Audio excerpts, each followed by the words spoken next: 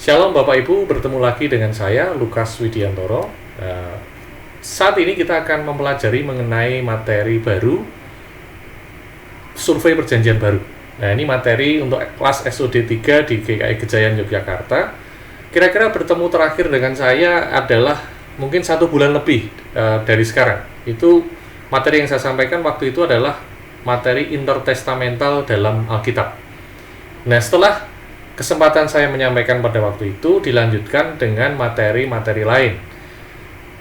Allah dalam perjanjian lama dan perjanjian baru oleh pembicara yang lain, kemudian pemulihan holistik oleh pembicara yang lain lagi. Nah, itu semuanya sudah di follow up dengan diskusi kelompok kecil yang dikoordinasi oleh para koordinator kelompok kecilnya. Nah, pada saat ini materinya adalah survei perjanjian baru, nanti akan diikuti dengan materi-materi berikutnya seperti Injil Sinoptik, kemudian Injil Yohanes, kemudian materi-materi lain yang sudah kami bicarakan bersama menyesuaikan dengan kondisi di saat pandemi ini. Nah, saya berharap Bapak Ibu bisa dengan santai sekaligus menyelidiki, meneliti, menelaah, mendengarkan, dan belajar bersama saya di sepanjang materi ini sampai selesai. Nah, kiranya materi ini menjadi berkat bersama dan menjadi kebaikan bagi kita dan kemuliaan bagi Tuhan. Nah, mari kita belajar bersama.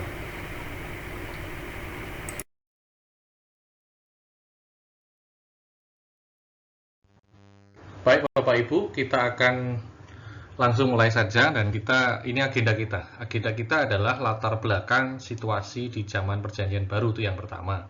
Nah, kita akan lihat situasi politik, sosial, dan keagamaan pada zaman perjanjian baru waktu itu. Kemudian walaupun kanonisasi ini sudah pernah kita dapatkan bahkan di SOD level 1, tapi ini kita perlu review sedikit bagaimana proses dari perkamen-perkamen atau kodeks-kodeks itu bisa dikumpulkan menjadi satu dan dikanonisasi menjadi kanon perjanjian baru. Ini kita lihat tidak terlalu mendalam nanti di sana, tapi kita akan lihat itu juga. Kemudian agenda berikutnya kita akan melihat tentang isi perjanjian baru. Perjanjian baru kan kalau dikategorikan menurut genrenya menjadi 3 bagian, yaitu kitab sejarah, nanti Injil dan Kisah Para Rasul itu kan kitab sejarah, kemudian surat-surat itu yang paling banyak kitabnya, kemudian kita akan lihat nubuat itu cuma 1 yaitu Wahyu. Kita akan lihat nanti secara lebih banyak di sana. Kemudian kita akan ringkas dan kita sampai kepada penutup dan renungan. Renungan ini aplikasi. Kira-kira nanti apa yang bisa kita lihat, kita pelajari dan kita aplikasikan dalam kehidupan kita. Nah, itu yang akan kita lihat, kita akan pelajari sepanjang presentasi pada kesempatan kali ini. Oke, Bapak Ibu, ini kalau kita lihat gambar ini, jadi ini foto Athena sebenarnya Bapak Ibu. Ini kalau Bapak Ibu lihat foto ini, kira-kira apa yang terlintas?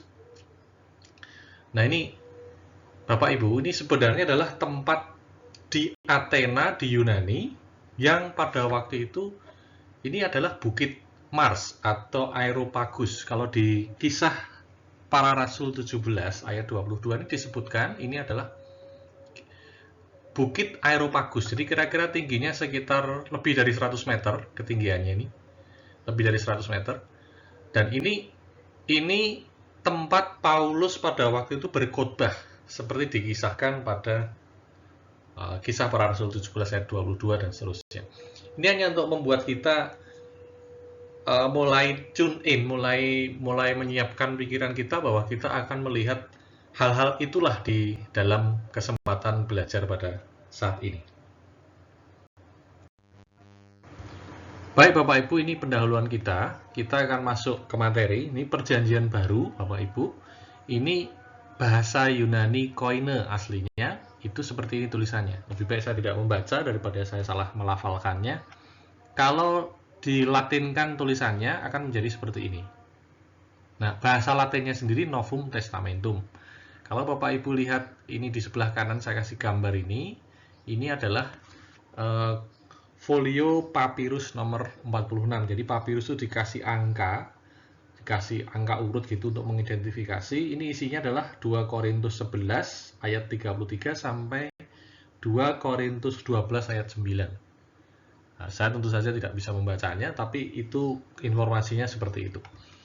Nah, perjanjian baru itu merupakan bagian kedua dari Alkitab kita. Kita sudah paham hal itu. Nah, perjanjian lama itu merupakan kanonisasi sebelumnya yang sudah selesai sejak zaman pra perjanjian baru. Kita kan sudah dapatkan materi itu, sudah kita bahas pada waktu bahasan intertestamental dalam Alkitab. Jadi perjanjian lama aslinya adalah bahasa Ibrani yang diterjemahkan oleh 72 bijak-bijak Yunani, maksud saya bijak-bijak Yahudi, menjadi ke bahasa Yunani. Nah, dari bahasa Ibrani ke bahasa Yunani itu diterjemahkan oleh 72 orang, dan itu disebut Septuaginta. Nah, itu udah kita peroleh waktu itu materinya. Nah, sementara bahasa yang dipakai dalam perjanjian baru sendiri itu memang bahasa Yunani. Jadi kalau itu perjanjian lama itu bahasa Yunani merupakan hasil terjemahan dari bahasa Ibrani. Tetapi kalau bahasa perjanjian baru itu aslinya memang bahasa Yunani. Nah, kalau terjemahkan dalam bahasa Latin akan menjadi seperti ini, Novum Testamentum. Nah, arti perjanjian baru sendiri itu sebenarnya kurang lebih adalah pesan atau wasiat terakhir. Jadi maknanya adalah kira-kira ketetapan yang dibuat oleh suatu pihak yang mungkin diterima, mungkin juga ditolak oleh pihak lain, tetapi tidak bisa diubah oleh pihak lain itu. Jadi kalau diterima, ya jadi terikat. Kalau tidak diterima, ya tidak terikat. Tapi pihak lain itu yang memutuskan menerima atau menolak itu, pihak itu tidak bisa mengubah isinya. Nah, ini kalau kita analogikan seperti wasiat orang yang sudah meninggal. Misalnya orang tua memberi wasiat, nanti warisan sekian untuk anak pertama, warisan sekian untuk anak kedua, sekian disumbangkan ke lembaga amal, dan seterusnya. Sudah ditulis, ya sudah, anaknya tinggal menjalankan. Yang masih hidup menjalankan, berarti dia setuju. Kalau nggak setuju, ya nggak ada ikatan dengan wasiat. Tetapi anak-anak tidak bisa mengubah isi wasiat. Jadi seperti itu. Perjanjian baru itu kira-kira begitu. Nah, perjanjian baru ini sudah menjadi sumber moralitas dan teologi Kristen yang penting selama sejak perjanjian baru sampai masa kini. Jadi pergerakan keagamaan, pergerakan filsafat, politik dalam dunia kekristenan itu sudah sangat dipengaruhi oleh perjanjian baru. Nah, Bapak Ibu, kita akan masuk ke latar belakang situasi di zaman perjanjian baru. Jadi pada masa-masa sesudah perjanjian lama, tetapi sebelum perjanjian baru, itu disebut masa gelap karena Tuhan tidak mengirim nabinya. Dan ini sudah kita bahas terdahulu, tapi masa-masa itu sebenarnya sama pentingnya dengan masa lain. Seperti masa kini, masa sekarang ini juga sama pentingnya dengan masa pada waktu Yesus datang. Kita aja yang merasa apa sekarang tuh masanya tidak terlalu penting, sehingga Tuhan seperti membiarkan kita. Tidak. Semua masa itu penting bagi Tuhan. Nah, masa intertestamental itu juga penting untuk menyiapkan masa perjanjian baru. Nah, pada masa itu, kita bisa lihat bahwa ada bangsa-bangsa yang mengambil peranan utama dalam persiapan perjanjian baru. Nah, kalau kita lihat dari kitab Makabe atau tulisan-tulisan lain, kita bisa mengetahui, kita bisa tahu ada fakta-fakta bahwa ada beberapa bangsa yang mempengaruhi kehidupan pada awal perjanjian baru. Yang pertama kita bisa lihat bangsa Yahudi. Bisa cantumkan gambar di sini nih, gambar pada waktu Pentakosta turunnya Roh Kudus. Ya, ini gambaran bahwa pada waktu itu orang-orang sedang merayakan turunnya Roh Kudus pada hari Pentakosta. Hanya sekedar gambaran saja. Nah, bangsa Yahudi ini Bapak Ibu, atau disebut juga bangsa Ibrani, ini bukan bangsa yang selalu berhasil mengikuti kehendak Tuhan. Mereka gagal, Tuhan membiarkan mereka dihukum, bahkan dibuang dan seterusnya. Dan mereka itu sangat traumatis dengan keadaan-keadaan di mana mereka seperti dibiarkan Tuhan terbuang, terjajah. Bahkan kalau kita tahu bangsa Yahudi itu terjajah di tempatnya sendiri. Bukan hanya dibuang, setelah dibuang kan dikembalikan, kecuali yang di Asyur. Kalau yang dibuang di Babylon itu kan dikembalikan. ada yang tetap di Babylon. Tapi bahkan ketika mereka sudah duduk tinggal di tempat mereka sendiri pun, mereka tuh dijajah bangsa lain. Jadi mereka tuh traumatis dengan situasi-situasi itu, seakan-akan mereka tidak pernah merdeka sejak zaman jaya-jayanya kerajaan sebelumnya. Nah, trauma ini menjadi sangat membuat mereka menjadi takut beribadah pada Tuhan lain. Dan ini sampai sekarang orang Yahudi itu bahkan ada istilah bahwa membuat orang Yahudi bertobat itu hampir tidak mungkin. Karena apa?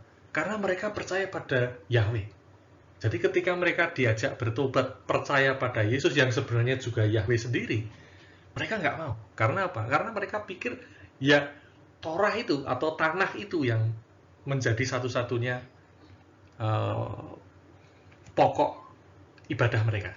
Jadi tidak ada kemungkinan lain selain Torah. Bahkan mereka sampai sekarang masih menunggu Mesias. Jadi artinya apa? Artinya mereka tidak ingin beribadah dan tidak mau beribadah pada Tuhan lain karena trauma. Ini bangsa Yahudi. Nah ini baik, tapi sekaligus juga keras kepala. Ini tentang bangsa Yahudi. Kemudian kita lihat bangsa yang penting berikutnya, yang juga menjadi latar belakang kehidupan masa perjanjian baru itu bangsa Yunani. Bangsa Yunani memang sudah lewat masa kejayaannya ketika perjanjian baru muncul. Tetapi mereka kan pernah sangat jaya dan sangat mempengaruhi kehidupan sosial, kehidupan politik, keagamaan, dan seterusnya pada orang-orang di jajahan Yunani sebelumnya. Nah ini bangsa Yunani melalui Alexander Agung itu memberi sumbangan yang luar biasa dalam menyatukan seluruh dunia dalam bahasa yang sama, yaitu bahasa Yunani. Bahasa Yunani menjadi lingua franca yang bermanfaat, mempermudah komunikasi, bahkan pekabaran Injil. Dan kita tahu bahwa bahasa Yunani ini bahasa pemikir, bahasa filsuf. Filsuf Yunani itu sangat terkenal. Dan karena itu bahasa filsuf, maka dalam dan penuh dengan nuansa-nuansa yang tidak seperti bahasa Indonesia. Banyak istilah dalam bahasa Yunani yang tidak akan bisa diterjemahkan dalam bahasa Indonesia. Nah itu, karena bahasa Indonesia kan bahasa perdagangan. Sementara bahasa Yunani ini aslinya bahasa filsuf. Jadi ketika muncul perjanjian baru dan perjanjian baru ditulis dalam bahasa Yunani, maka bahasa Yunani ini tulisan-tulisan para penulis perjanjian baru ini menjadi sangat spesifik, sangat akurat untuk mengungkapkan istilah-istilah teologi oleh para penulisnya. Nah ini pengaruhnya penting. Nah, itu bagaimana kita bisa melihat bahwa bangsa Yunani yang pernah menguasai daerah Palestina kuno waktu itu memberi pengaruh yang besar pada kehidupan perjanjian baru, bahkan kehidupan setelah Yesus naik ke surga, yaitu pada masa para rasul dan para penulis Alkitab menulis Alkitab. Oke. Kemudian tentu saja bangsa Romawi. Kalau kita lihat, bangsa Romawi adalah bangsa yang paling berkuasa secara sangat lama pada masa sebelum Masehi hingga ratusan tahun setelah Masehi. Nah, kita lihat bahwa bangsa Romawi ini menduduki tanah Palestina kuno dan menciptakan suasana yang relatif damai. Kita sebut dengan Roman Peace atau Pax Romana. Dan itu bangsa Romawi itu sebagai penjajah itu sangat giat membangun jalan antar wilayah. Dan ini kelak pada akhirnya diperlukan untuk menginjil dari satu tempat ke tempat lain karena fasilitasnya sudah ada. Jadi infrastrukturnya sudah ada.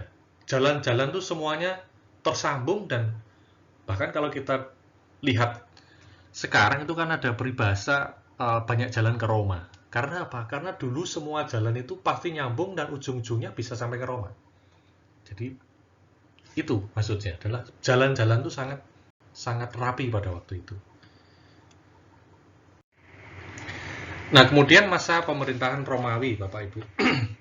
Jadi penguasa wilayah Palestina kuno itu adalah Kekaisaran Romawi, dan ini kekaisaran ini kan berdiri sudah sudah sangat lama, jadi kira-kira tahun 750-an sebelum Masehi itu sudah berdiri, tapi waktu itu masih kecil.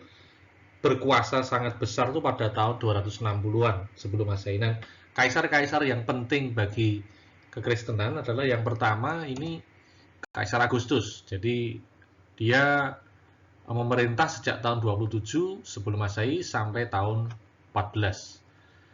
Nah, ini kan kaisar yang hidup dan memerintah pada waktu Tuhan Yesus lahir, dan ini yang memerintahkan sensus penduduk pada waktu itu. Kemudian kaisar berikutnya Kaisar Tiberius. Kaisar Tiberius ini memerintah semasa Tuhan Yesus dewasa hingga disalib. Jadi tahun 14 sampai 37 Tuhan Yesus disalibkan sekitar tahun 33, sederhananya kan begitu. Jadi ini memerintah kira-kira pada waktu Yesus dewasa dan sampai meninggal. Kemudian kaisar berikutnya, Kaisar Caligula. Caligula ini korbannya juga banyak orang Kristen pada waktu itu. Karena apa? Karena dia memerintah atau menyuruh semua orang itu menganggap dirinya sebagai dewa. Artinya dia harus disembah. Nah, ini orang yang melawan perintahnya akan dapat penalti, bisa dibunuh. Kemudian kaisar yang sangat terkenal itu Kaisar Nero. Ini kaisar yang sangat kejam, Bapak Ibu. Ini memerintah di zaman rasul-rasul. Jadi tahun 54 sampai 68. Jadi Paulus, Petrus itu mati syahid sebagai martir pada masa Kaisar Nero ini. Jadi ini sangat terkenal kejamnya. Kemudian kaisar berikutnya Kaisar Vespasian.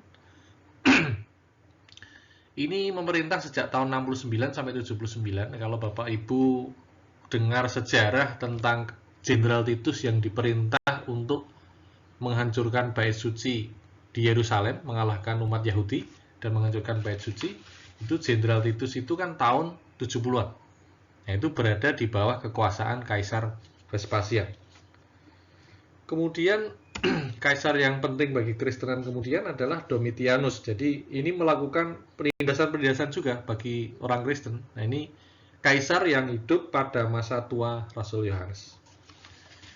Jadi Bapak Ibu, wilayah Palestina itu kan sudah dijajah oleh Romawi sejak kira-kira tahun 63. Jadi kisah awal kita dengar Raja Herodes itu adalah di bawah Kaisar Agustus. Dia harus melapor pada Kaisar Agustus. Nah, Raja Herodes itu merupakan penguasa di wilayah Palestina kuno. Jadi wilayah-wilayah yang dikuasai Romawi itu ada yang diperintah oleh gubernur, ada yang diperintah oleh wali negeri, tergantung suka melawan atau enggak. Kalau suka melawan dikasih wali negeri. Jadi kalau tidak suka melawan dikasih gubernur. Tetapi apapun itu mereka tetap harus melapor kepada pemerintah Romawi. Jadi kalau kita tahu istilah gubernur atau wali negeri itu ada di kisah 17, maksud saya kisah 13 atau kisah para rasul 18, Matius 27. Itu ada istilah wali negeri, ada istilah gubernur. Nah, walaupun mereka memiliki otonomi, tetapi mereka tetap harus taat dan tunduk pada pemerintah Romawi, dan pajaknya harus masuk ke pemerintah Romawi. Jadi seperti Sakius, pemungut cukai, itu kan dia dianggap sebagai antek Romawi oleh saudara-saudaranya sendiri orang Yahudi. Karena apa? Karena dia menarik pajak dari orang-orang Yahudi, diserahkan pada pemerintah Romawi. Jadi kira-kira begitu gambarannya. Dan ini kalau kita lihat wilayah kekuasaan Romawi itu luas sekali Bapak Ibu, sampai di sini, sampai ke daerah selatan gini, kemudian ini luas sekali. Jadi ini daerah Afrika, ini mulai masuk Eropa. Kemudian Palestina itu kan di sini, Palestina kuno kan di sini. Di Siprus, nah ini Kapadokia, Galatia itu di sini daerah-daerahnya. Ini semuanya ikut Turki sekarang. Kalau kita lihat peta yang lebih jelas, nah ini peta yang lebih jelas namanya. Jadi Yudea di sini, kemudian nama-nama Kapadokia, Kilikia, Asia itu daerah sini, Pergamum di Asia itu kan disebut di kitab Wahyu, kemudian Bitinia, kemudian Makedonia, ini Paulus ke Makedonia, Italia, kemudian kalau Britania atau Inggris ini kan mulai dikabari kabar baik itu kan kira-kira belakangan itu nanti. Nah, ini wilayah kekuasaan Romawi pada waktu itu. Nah, ini gambar Sakius yang saya sebutkan tadi. Sakius yang pendek, kemudian dia naik ke pohon. Nah, ini yang dianggap sebagai antek Romawi. Kemudian kehidupan sosial, Bapak Ibu. Kehidupan sosial itu di kalangan masyarakat Yahudi ada kelompok-kelompok yang berbeda. Jadi ada alim ulama yang adalah kelompok ningrat yang kaya dan mereka menguasai perdagangan dan pajak di Bait Suci. Jadi ini biasanya orang-orang Saduki. Mayoritas penduduknya ya miskin tentu saja. Gitu. Kemudian kehidupan ekonomi. Keadaan tanah di sekitar Laut Tengah pada masa itu sebenarnya cukup subur karena di dekat air. Apalagi itu kan daerah Fertile Crescent ya, atau daerah subur, bulan sabit subur. Nah, industrinya belum berkembang tentu saja waktu itu, dan industri kalau berkembang pun kan hanya dimaksudkan untuk kebutuhan sehari-hari saja, misalnya produksi bejana, kain, keramik, barang rumah tangga. Kalau yang mahal-mahal atau barang-barang khusus ya mereka harus impor. Ini gambar saudagar orang Saduki itu kira-kira seperti itu. Jadi mereka penuh dengan kain-kain yang mahal tentu saja. Kemudian mata uang yang berlaku adalah dinar dan uang emas aureus. Aurum itu kan emas ya. Ini dari kata emas tuh aurum. Aureus. Nah, 1 dinar ini kan kira-kira merupakan upah pekerja untuk 1 hari. Nah, 1 hari kalau sekarang di Jogja misalnya tukang batu kira-kira adalah 100.000. Nah, 1 dinar ya 100.000 kira-kira untuk zaman sekarang tahun 2020. Nah, tapi uang ini tidak hanya diproduksi atau diterbitkan oleh pemerintah Romawi saja, tapi juga bisa diterbitkan oleh jajahannya sendiri. Jadi akan ada banyak mata uang pada waktu itu. Kemudian banyak mata uang itu bisa kita lihat di Matius 21 ayat 12, nanti Bapak Ibu bisa cek sendiri di sana. Kemudian pada waktu itu uang itu juga dihutang-hutangkan Bapak Ibu. Jadi pinjam-meminjam dengan berbunga. Itu pada waktu itu juga ada. Ini contoh uang dinar atau denari, gambarnya Kaisar Tiberius. Contohnya begini. Kemudian arus perjalanan. Arus perjalanan pada masa itu sangat lancar karena jalan-jalan yang sangat baik yang dibangun oleh pemerintah Romawi. Nah, sistem jalan raya ini menghubungkan kota-kota dengan daerah-daerah lain yang terbentang sangat luas, semuanya sampai ke Roma. Kemudian arus perdagangan. Arus perdagangan dari dan ke luar negeri dilakukan lewat laut, tapi juga ada yang lewat darat, tergantung kebutuhannya. Nah, pelabuhan Alexandria di Mesir ini salah satu pelabuhan yang sangat penting. Kapal-kapal besar berlayar dari sini termasuk menuju ke pelabuhan laut di wilayah Israel atau Palestina kuno.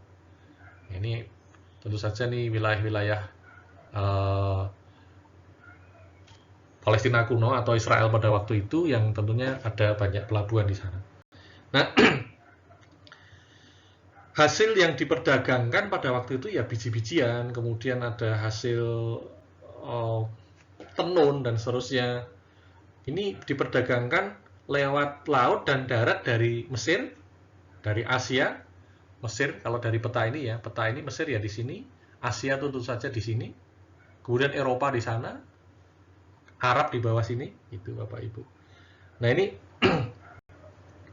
kalau di darat itu tentu saja yang tidak lewat laut, lewat darat, ini ke Mesir ke arah sini. Ini menurut keadaan geologinya itu memang kemungkinan yang paling mudah untuk dibuat jalan itu memang sini Bapak Ibu. Jalan, kemudian ini bisa pertemuan ini adalah Megiddo atau ya lembah Megiddo. Ini yang disebut sebagai lembah pertemuan antar bangsa-bangsa. Ini kan daerah Galilea di sini. Makanya Galilea di sini disebut Galilea bangsa-bangsa. Nah, dari Mesir misalnya mau ke daerah Asyur. Asyur dulu pada waktu perjanjian lama, tapi mungkin pada waktu perjanjian baru Asyur kan sudah nggak ada, itu di Damaskus atau Syria di sini. Atau lewat sini bisa ke sini. Sementara yang dari Arab ke Eropa bisa lewat sini. Arab mau ke Damaskus belok sini dan seterusnya. Nah, ini tempat pertemuannya ini membuat orang-orang sekitar sini itu terbuka terhadap budaya luar karena mereka melihat banyak orang pendatang di sana. Dan kalau kita lihat nanti Tuhan Yesus itu disalibkan di Yerusalem, di daerah selatan sini kan dia dibenci. Ini lebih kolot, lebih dia tidak banyak pendatang yang hadir di sini, sehingga mereka secara agama juga lebih kolot. Sementara di sini itu Tuhan Yesus berkonfliknya lebih sedikit. Jadi secara agama orang-orang di sini juga tidak lebih kuat daripada orang-orang di daerah selatan, di Yerusalem dan seterusnya. Nah, ini mempengaruhi kehidupan Tuhan Yesus dan para muridnya pada waktu itu ketika mereka pada akhirnya harus menghadapi orang-orang di sekitarnya. Jadi Tuhan Yesus itu disalib di daerah sini, Bapak Ibu. Daerah yang di selatan sini. Di daerah di mana mereka menjalankan agama Yahudi secara lebih serius, lebih kolot, dan tidak terbuka dengan pikiran-pikiran yang berbeda. Kemudian kehidupan keagamaan pada waktu itu, Bapak Ibu. Nah, ada 5 agama non-Yudaisme untuk wilayah kekuasaan Romawi. Ini yang saya sebutkan ini. Yang pertama, Pantheon. Ini penyembahan terhadap dewa-dewa Romawi. Sekarang bangunan Pantheon ini dipakai untuk gereja, tapi dulu adalah untuk penyembahan dewa-dewa Romawi. Dewa-dewa Romawi ini sedikit intermezzo saja, ini mirip dengan dewa-dewa Yunani. Jadi misalnya Jupiter itu mirip dengan Zeus gitu. Jadi kira-kira mereka setara. Tapi memang kalau untuk dewa-dewa itu Yunani lebih menonjol biasanya dalam pengetahuan kita. Kemudian pemujaan kaisar. Nah, ini selama bertahun-tahun kerajaan-kerajaan Helenistik, kerajaan-kerajaan Yunani di bawah Wangsa atau di bawah kekuasaan Seleucid dan Ptolemy, itu mereka melakukan penyembahan terhadap raja-raja yang mereka setarakan dengan dewa. Dan mereka memberi gelar tuh Kyrios, Tuhan, penyelamat, soter. Saya juga ingat saya menyebutkan istilah soteriologi dalam konsep keselamatan orang Kristen. Itu namanya diambil dari sini, Bapak Ibu. Dari gelar penyelamat yang disematkan pada penguasa-penguasa Yunani pada waktu itu. Kemudian mereka juga menganggap sebagai penjelmaan dewa atau Epiphanes, Antiochus Epiphanes IV misalnya. Itu yang membuat jadi kekacauan besar di wilayah Palestina kuno pada waktu itu karena berkonflik dengan orang-orang Yahudi. Jadi kaisar itu menjadi pusat religi rakyat pada waktu itu. Jadi mereka menganggap kaisar itu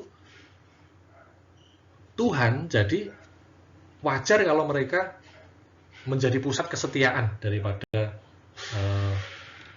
rakyatnya. Ini gambar Antiochus Epiphanes Bapak Ibu.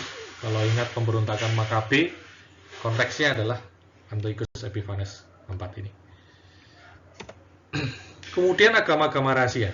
Agama rahasia itu maksudnya agama yang muncul di antara masyarakat sendiri karena mereka tidak puas dengan agama yang lain yang sudah ada.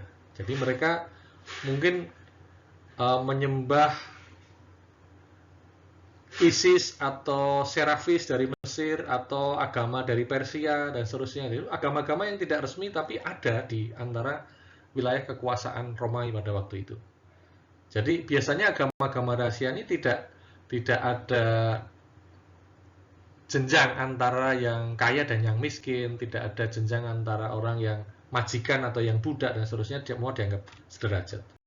Itu agama-agama rahasia. Kemudian ada pemujaan alam gaib. Jadi menurut mereka dunia ini dihuni oleh roh dan jin dan bisa diperintah asalkan kita tahu caranya. Jadi kalau kita merapal sesuatu, maka alam gaib itu kekuatannya akan muncul di depan kita. Ini kalau di tempat kita misalnya Jai Langkung misalnya gitu, kan bisa dia suruh meramal tuh, katanya saya nggak ngerti, tapi katanya kan begitu.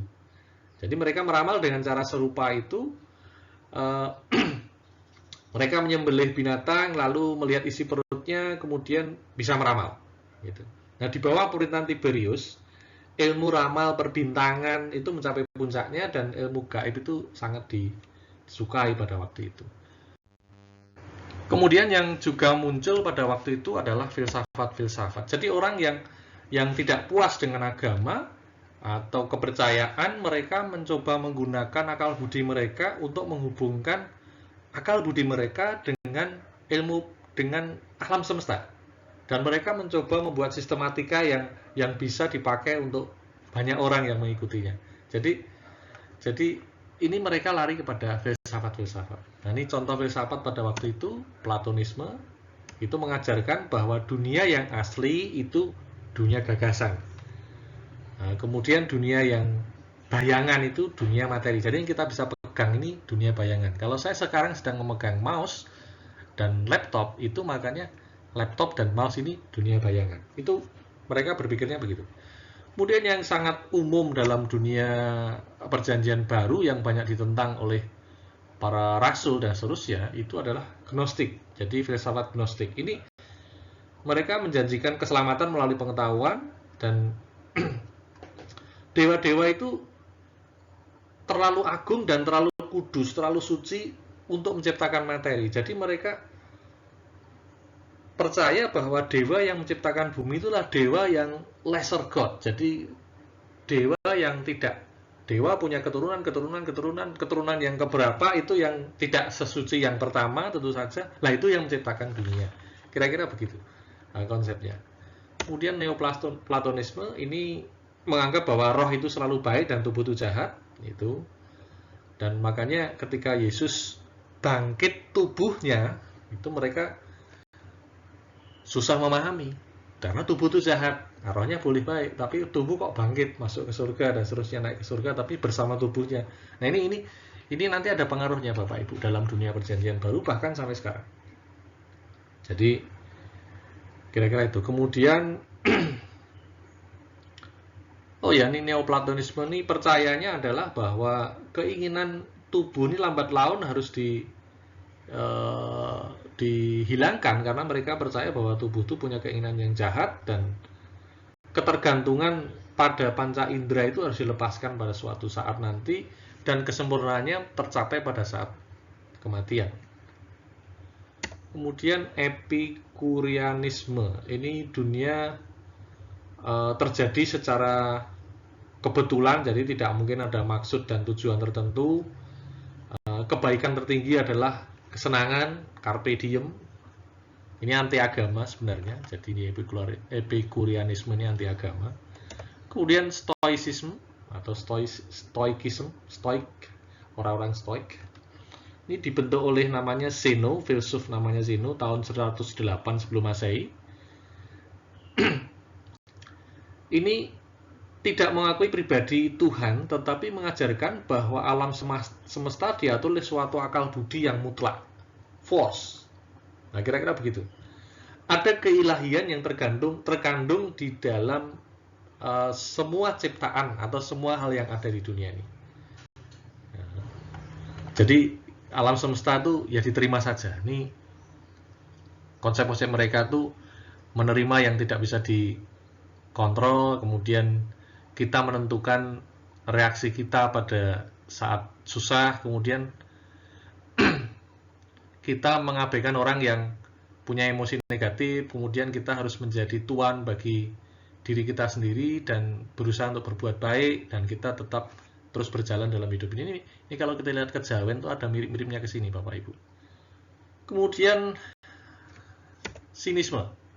Nah, sinisme ini apa saja dianggap tidak baik gitu, dalam arti Ini mengajarkan bahwa kejujuran itu utama dan pada akhirnya tidak memiliki keinginan sama sekali itu adalah baik. Itu sinisme. Kemudian yang juga menjadi filsafat pada waktu itu skepticism atau orang skeptis. Skeptis saya taruh gambar di sini seorang perempuan yang wajahnya itu tidak percaya. Jadi ini mereka selalu menganggap sesuatu itu ada relatifnya.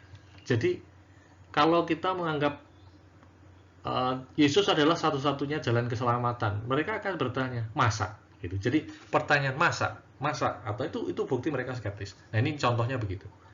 Ini gambar yang saya cantumkan seperti itu. Jadi kalangan Yahudi sendiri itu menganut Yudaisme. Nah Yudaisme ini pemeluknya bisa jadi orang-orang non-Yahudi.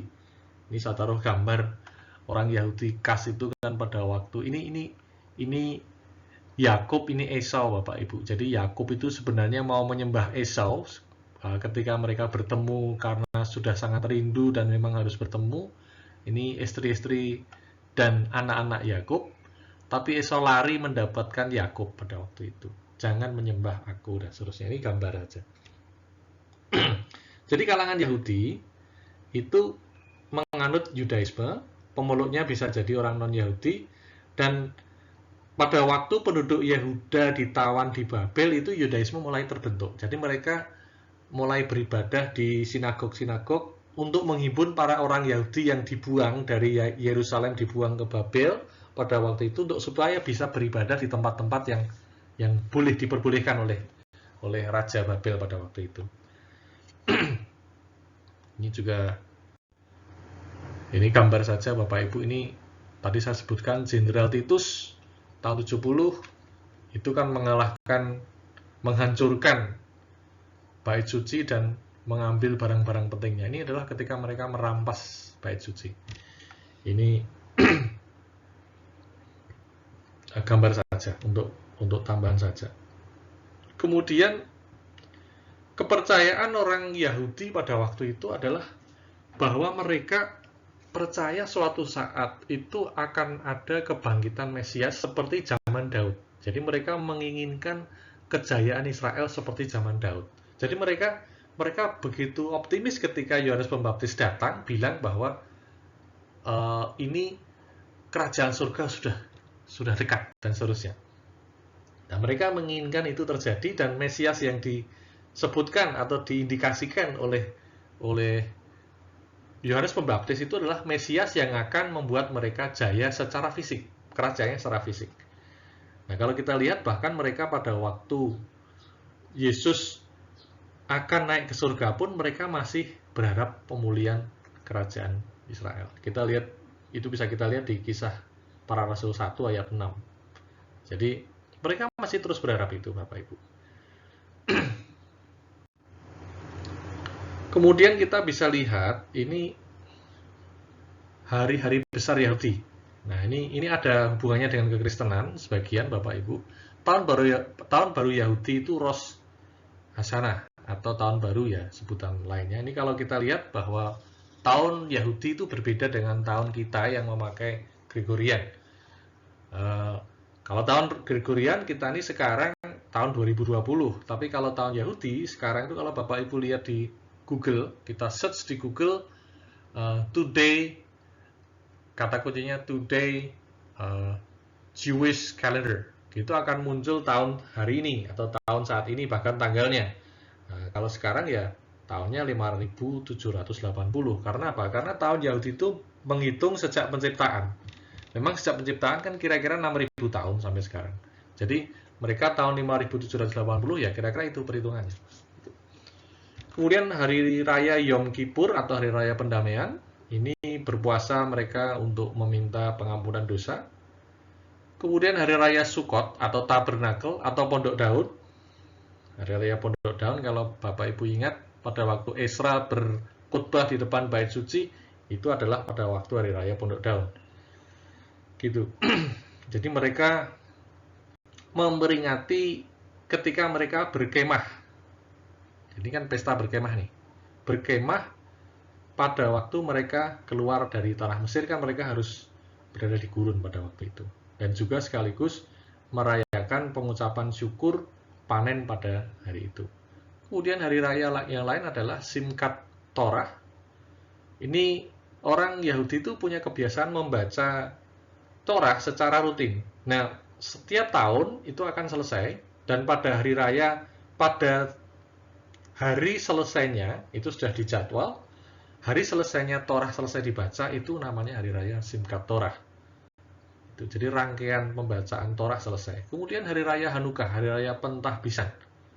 Ini bukan hari raya yang sudah sangat lama, tapi ini hari raya yang baru ada pada masa intertestamental. Pada waktu itu saya sampaikan juga bahwa dinasti Makabe berhasil mengalahkan pemerintah Romawi pada waktu itu, dan mereka kembali menahbiskan bait suci. Nah, ini bait suci ditahbiskan pada hari raya Hanukkah. Itu. Kemudian ini gambarnya, Pak Ibu, ini bait suci mereka merayakan dengan menghidupkan 7 lilin yang sebenarnya minyaknya itu hanya akan habis 1 hari karena mereka tidak punya minyak, tapi ternyata habis sampai berhari-hari. Gitu. Jadi masih tetap hidup terus. Kemudian hari raya tahun baru pohon. Mereka merayakan panen dari pohon yang umurnya sudah 3 tahun. Saya juga nggak terlalu belajar ke sana, Bapak Ibu. Hari raya Purim memperingati pembebasan kaum Yahudi dari kekaisaran Persia. Kemudian Paskah kita tahu, Paskah itu adalah hari raya mereka keluar dari tanah Mesir. Nah, ini ada Paskah biasanya diawali dengan memakan roti tidak beragi seperti itu. Kemudian hari raya Shavuot atau Pentakosta. Pentakosta ini hari raya yang dirayakan untuk memperingati sebagai pekan raya atau perayaan panen. Dulunya pada pekan ini panenan dibawa ke kuil. Nah, ini pada akhirnya hari raya Pentakosta ini kan 50 hari setelah Paskah. Gitu. 50 hari setelah Paskah. Nah, itu kalau kita lihat Pentakosta itu untuk orang perjanjian baru adalah hari raya turunnya Roh Kudus, karena memang terjadinya pada hari Pentakosta. Gitu. Kemudian hari raya berikutnya hari raya berkabung. Ini hari raya memperingati rangkaian tragedi yang terjadi pada orang Yahudi. Jadi misalnya penghancuran Yerusalem, kemudian kalau yang baru-baru itu adalah awal Perang Dunia Pertama, kemudian Holocaust dan seterusnya juga diperingati oleh orang-orang Yahudi pada masa kini sebagai hari raya berkabung. Nah, kita akan mendapati, Bapak Ibu, banyak bacaan di Perjanjian Baru yang menyangkut beberapa hari raya ini. Jadi kita juga nggak bisa tutup mata, nggak mau tahu tuh nggak bisa, karena misalnya Yesus mati itu kan menjelang hari Paskah, gitu. Matius 26 misalnya. Lalu perayaan Pentakosta itu kan ditandai dengan turunnya Roh Kudus. Ini kisah Para Rasul 2. Kemudian Yesus pergi ke Yerusalem untuk merayakan hari Pondok Daun, hari raya Pondok Daun. Jadi hari raya Pondok Daun ini Sukot. Dia memang harus pergi ke Yerusalem, gitu. Kemudian Yesus berjalan-jalan di Serambi Salomo, di Bait Suci untuk merayakan hari raya Pentahbisan, itu Yohanes 10. Hari raya Pentahbisan itu hari raya Hanukkah, gitu. Jadi kita bisa memahami bahwa pada Perjanjian Baru ketika mereka menyebut hari raya, oh ini hari raya besar orang Yahudi. Kemudian masyarakat Yahudi itu ada 4 golongan, ini juga sudah saya sampaikan sebelumnya. Ada 4 golongan. Yang pertama Farisi, kalau kita lihat Paulus itu orang Farisi. Kemudian ada orang Saduki, orang-orang yang menguasai keuangan biasanya. Sakeus itu orang Saduki. Kemudian Eseni, orang Eseni itu Yohanes Pembaptis, orang Eseni. Kemudian orang Eseni kan biasanya menjauhkan diri dari kerumunan, gitu. Dan dia memilih untuk hidup secara menyingkir dari keramaian dan peradaban. Nah, ini orang-orang Eseni ini yang berjasa menyalin kitab-kitab. Kemudian orang Zelot itu Petrus, gampangannya itu kan orang Selot. Dia keras, dia menentang penguasa Romawi dengan cara kekerasan.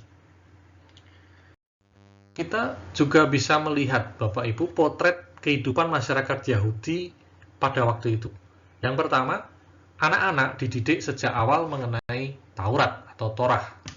Jadi, mereka sudah diajarkan mengenai seruan terhadap bangsa Israel, yaitu Shema Israel. Jadi, dengarkanlah hai orang Israel, Yahweh itu Tuhan kita, Tuhan itu Esa. Atau Shema Yisrael, Adonai Eloheinu, Adonai Ehad. Itu kira-kira begitu. Dan anak-anak itu juga dididik mengenai hukum-hukum Taurat yang sangat ketat itu. Dan karena orang Yahudi itu sangat traumatis terhadap peristiwa sebelumnya, yaitu bahwa mereka selalu dikuasai bangsa lain, selalu kalah dalam kekuasaan, bahkan mereka dikuasai bukan hanya dibuang ke tempat lain, tapi bahkan di tempatnya sendiri ada penguasa yang menguasai daerahnya. Jadi mereka tahu bahwa ketika mereka tidak setia kepada Tuhan, itu mereka bisa mendapatkan akibat yang buruk. Dan itu traumatis, dan mereka menjadi tidak mau mempelajari sastra yang lain kecuali sastra yang berhubungan dengan Torah saja atau berhubungan dengan tanah saja. Gitu. Tanah ini kan isinya Taurat, Neviim, dan Ketuvim ya Bapak Ibu. Nanti itu ada pelajaran yang lain kalau perlu. Jadi kalau saya sebutkan ada Taurat, ada tanah, itu sebenarnya tanah ini bagian besarnya, Taurat ini sebagian dari tanah. Jadi kira-kira sepertiga dari tanah itu Taurat. Jadi itu tidak perlu dipermasalahkan. Kemudian sastra Yahudi itu sangat dipengaruhi oleh Taurat atau tanah ya Bapak Ibu. Nah itu membuat mereka tidak berkembang seperti sastra Yunani yang berkembang begitu rupa. Tentu saja mereka juga dipengaruhi oleh agamanya sendiri, oleh kepercayaan sendiri. Tapi kalau sastra Yahudi yang muncul akhirnya adalah sastra-sastra yang berhubungan dengan Taurat atau tanah itu. Dan itu yang muncul adalah tulisan-tulisan apokrifa, pseudepigrafa gitu. Nah, kalau kita lihat tulisan-tulisan yang berpusat atau berpijak pada Taurat ini akhirnya berkembang. Contoh-contohnya adalah Esdras, Tobit, Yudit, tambahan-tambahan pada kitab Ester, kebijaksanaan Salomo, Sirah atau Yesus bin Sirah, Baruch, nyanyian 3 pemuda kudus itu juga ada, kemudian Susana, kemudian doa Manasye, 1 Makabe, 2 Makabe dan seterusnya. Ini sebagian diantaranya itu oleh tradisi Katolik dijadikan sebagai deuterokanonika atau kanonika yang kebijaksanaannya bukan utama, yang kedua kebijaksanaannya. Ini level kedua. Kemudian kalau kita lihat Bapak Ibu dari walaupun pada masa kini kita mungkin tidak punya banyak akses mengenai apokrifa dan pseudepigrafa karena memang tidak biasa ada di sekitar kita, walaupun sebagian ada di Deuterokanonika, tetapi pada waktu itu para rasul itu lazim kalau mengutip apokrifa atau pseudepigrafa untuk pengajaran mereka pada waktu itu. Jadi pengetahuan mengenai agama-agama dan kepercayaan non-Yudaisme itu juga penting buat kita. Bahkan apokrifa dan pseudepigrafa ini juga penting buat kita. Karena apa? Karena kita bisa tahu kaitannya antara tulisan-tulisan di Perjanjian Baru, sehingga kita bisa menavigasi iman kita di antara kepercayaan-kepercayaan lain yang mungkin juga ditulis dalam Perjanjian Baru. Jadi misalnya Kisah 17 itu yang gambarnya di depan tadi, foto di Athena saya cantumkan tadi, Paulus menyebutkan mengenai Allah yang tidak dikenal ketika ia berkhotbah di Athena. Nah ini kan pada kesempatan-kesempatan seperti itu, para rasul itu harus berhadapan dengan kepercayaan gnostik dan berapologetika ketika mereka menjelaskan tentang kekristenan. Dan kita juga tahu bahwa Yudaisme itu menganggap kekristenan sebagai sekte pada waktu itu. Jadi ini ajaran aneh dari Yudaisme menurut mereka gitu.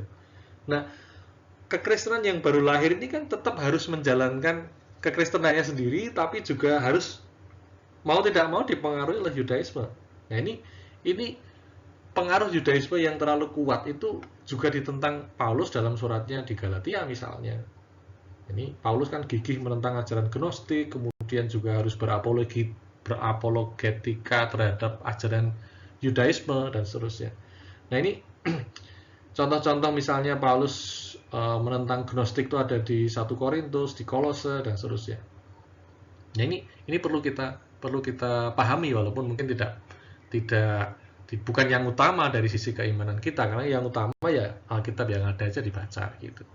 Tapi dengan mengetahui adanya kitab apokrifa, pseudepigrafa dan seterusnya itu kita bisa ngerti kaitannya terhadap tulisan-tulisan tertentu di Perjanjian Baru. Kemudian Bapak Ibu, kalau kita lihat di zaman yang berikutnya itu ada juga namanya Talmud. Talmud itu kelanjutan tulisan-tulisan dari tradisi Yudaisme, itu isinya adalah ajaran-ajaran mengenai adat orang Yahudi. Itu ada yang adat hukum lisan, ada yang tafsiran hukum lisan, itu Misnah dan Gemara, Bapak Ibu. Jadi itu jauh setelah zaman Yesus itu. Jadi kira-kira potretnya begitu. Kemudian kanonisasi, Bapak Ibu. Ini kanonisasi ini Perjanjian Baru kan antologi, koleksi karya-karya Kristen yang ditulis dalam bahasa Yunani yang umumnya memang digunakan pada abad pertama, diketahui oleh banyak orang gitu. Jadi itu yang fakta pertama dari kanonisasi, dan ini isinya adalah 27 kitab sekarang. Ya, kalau dulu ya terjadi perdebatan mau berapa kitab, prosesnya kan begitu. Teks-teks aslinya umumnya ditulis dalam bahasa Yunani, merupakan bahasa lingua franca pada waktu itu, dan ini selesai kanonisasi kira-kira pada tahun 150 gitu. Kalau kita lihat naskah-naskah Paulus, Bapak Ibu, itu surat-surat Paulus itu kan pada awalnya ada perdebatan antara beberapa surat, bukan hanya surat Paulus, tapi juga apakah suatu surat itu akan masuk dalam kanon atau tidak. Itu tidak mudah, Bapak Ibu. Jadi mereka perlu berdebat, perlu diskusi bersama, dan itu tidak mudah. Itu makanya selesainya cukup lama. Itu apakah suatu surat itu konsisten dengan ajaran Tuhan Yesus atau enggak, sejalan enggak dengan iman Kristen. Kalau kira-kira meragukan, ya tidak usah. Bahkan kalau Bapak Ibu lihat surat Yakobus yang ada di Alkitab kita itu tidak langsung masuk dalam kanonisasi pada waktu itu, karena isinya mungkin surat Yakobus itu kan ada perbuatan itu penting daripada iman gitu. Padahal maksudnya Yakobus adalah iman tanpa perbuatan tuh apa ya benar beriman, kan gitu sebenarnya. Yakobus kan ingin begitu. Tapi akhirnya dimasukkan juga karena apa? Karena Yakobus ini saudaranya Yesus. Ya nulisnya dimasukkan gitu. Jadi lebih gampang dia dimasukkan dalam kanonisasi karena sejarah orangnya yang nulis. Jadi perdebatan tuh macam-macam terjadi pada waktu itu. Jadi tidak hanya kualitas tulisannya saja, tapi juga sejarah atau relasi orangnya dengan Tuhan Yesus. Jadi contoh pergulatan kanonisasi itu ya seperti itu. Kemudian kalau kita lihat naskah-naskah penting teks awal dari kitab-kitab dalam Perjanjian Baru itu banyak berupa papirus dan kodeks.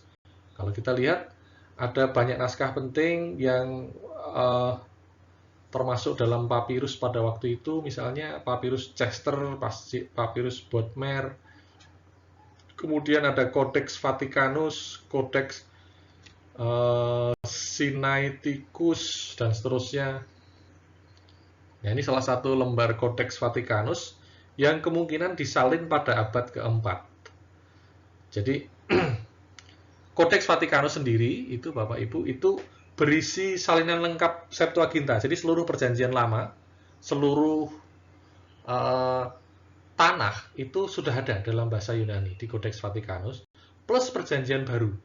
Nah, Perjanjian Baru itu ada bagian yang tidak dicantumkan, dari mulai Ibrani sampai Wahyu itu tidak dicantumkan, dan mereka malah mencantumkan yang lain. Jadi memang pergulatan mereka mencapai pada kanonisasi yang final seperti sekarang itu tidak mudah gitu.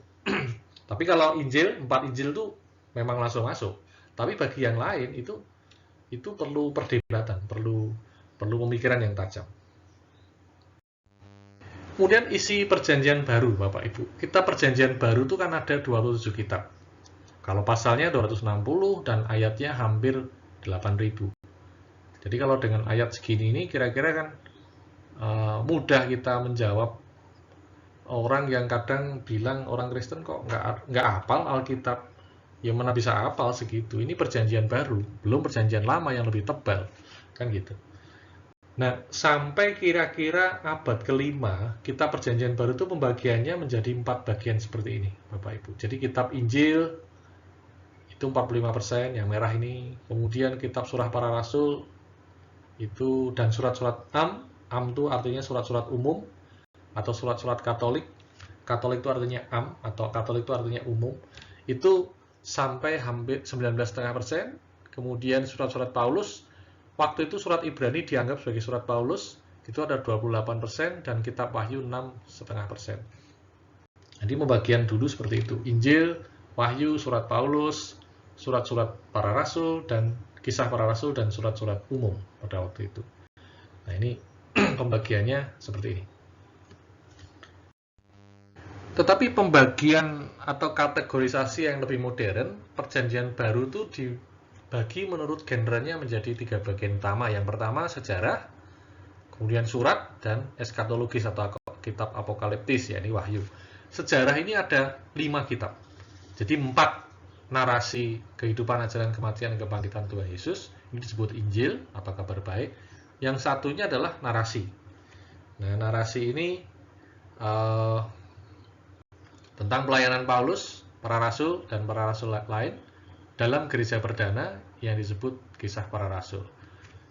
Kalau kita lihat Bapak Ibu, ini ada lambang keempat Injil. Keempat Injil ini lambangnya ada 4 macam lambang. Ini sekedar tambahan saja. Ini dibuat oleh bapak-bapak gereja pada waktu itu. Yang manusia ini adalah Matius. Kemudian Injil Markus itu singa, Markus, Matius, Markus, kemudian Lukas sapi, dan Yohanes elang. Jadi Matius, Markus, Lukas, Yohanes. Kira-kira begitu. Kemudian 21 surat ini juga disebut epistol atau epistola. Ini dari bahasa Yunani epistole, yang dituliskan oleh berbagai penulis. Ini isinya macam-macam, mulai dari penanganan konflik, pengajaran, nasihat, dan doktrin Kristen tentu saja. Ini ada 13 surat Paulus, 1 surat Ibrani yang tidak diketahui penulisnya, mungkin Paulus, mungkin tidak, dan 7 surat-surat umum atau surat-surat Katolik. Kemudian yang terakhir adalah kitab eskatologis atau kitab Wahyu. Nah, ini kitab Wahyu. Nah, kalau kita lihat kitab perjanjian baru kita saat ini, Bapak Ibu, kitab-kitab perjanjian baru itu ada sejarah, surat, dan kitab nubuat. Nah, kalau kita lihat yang bagian atas dulu nih, karena nggak cukup slide-nya, sejarah itu ada 5 kitab. Injil dan kisah para rasul. Ini urutannya sesuai perkiraan mereka pada waktu itu, menurut kronologis yang mereka percaya. Ya, sebenarnya kalau studi yang sekarang itu lebih percaya bahwa Markus itu lebih awal gitu. Tapi ini urutannya memang gitu. Kemudian surat-surat. Surat-surat ini lebih banyak diurutkan karena panjangnya dan pentingnya, Bapak Ibu. Jadi kalau kita lihat tahun penulisannya ini, Bapak Ibu, 55, 56, 48 lebih tua. 60, 61, dan seterusnya. Jadi nggak urut. Jadi nggak urut menurut kronologi penulisannya, tapi menurut panjangnya. Ini bisa kita lihat panjangnya kan semakin menurun. Oke lah, panjangnya mungkin Roma dan Korintus ini memang lebih panjang Korintus, tapi Korintus kan dikelompokkan menjadi 1 dan 2 Korintus. Jadi Roma dulu kok semakin menurun panjangnya. Ini. Jadi urutan kitab-kitab pada waktu itu adalah sesuai dengan panjangnya tulisan. Jadi kalau kita ingat perjanjian lama, urutan nabi-nabi itu juga begitu. Nabi-nabi besar bukan karena besar karyanya atau besar orangnya, tapi karena tulisannya lebih panjang gitu. Nah, di sini juga begitu. Nah, kemudian kalau kita lanjutkan, kan ini semakin menurun panjangnya dan pentingnya juga tentu saja ada pengecualian, tapi konsepnya begitu. Yang penting dan panjang itu yang paling pertama. Gitu. Kemudian ini surat-surat Katolik ya, surat-surat umum ya ini ya. Kemudian kitab Wahyu. Nah, kalau kita lihat kronologinya Bapak Ibu, kronologi penulisan Perjanjian Baru itu sebenarnya seperti ini. Nih, kitab-kitab itu sesuai kronologinya adalah yang paling pertama itu Yakobus atau Galatia. Itu kira-kira ditulis pada waktu yang sama. Penulisnya Yakobus dan Paulus. Gitu. Nah, kemudian baru 1 Tesalonika, Injil Markus, ini 2 Tesalonika, 1 Korintus, Roma, Korintus, 2 Korintus ya Bapak Ibu. Kemudian Injil Lukas. Itu.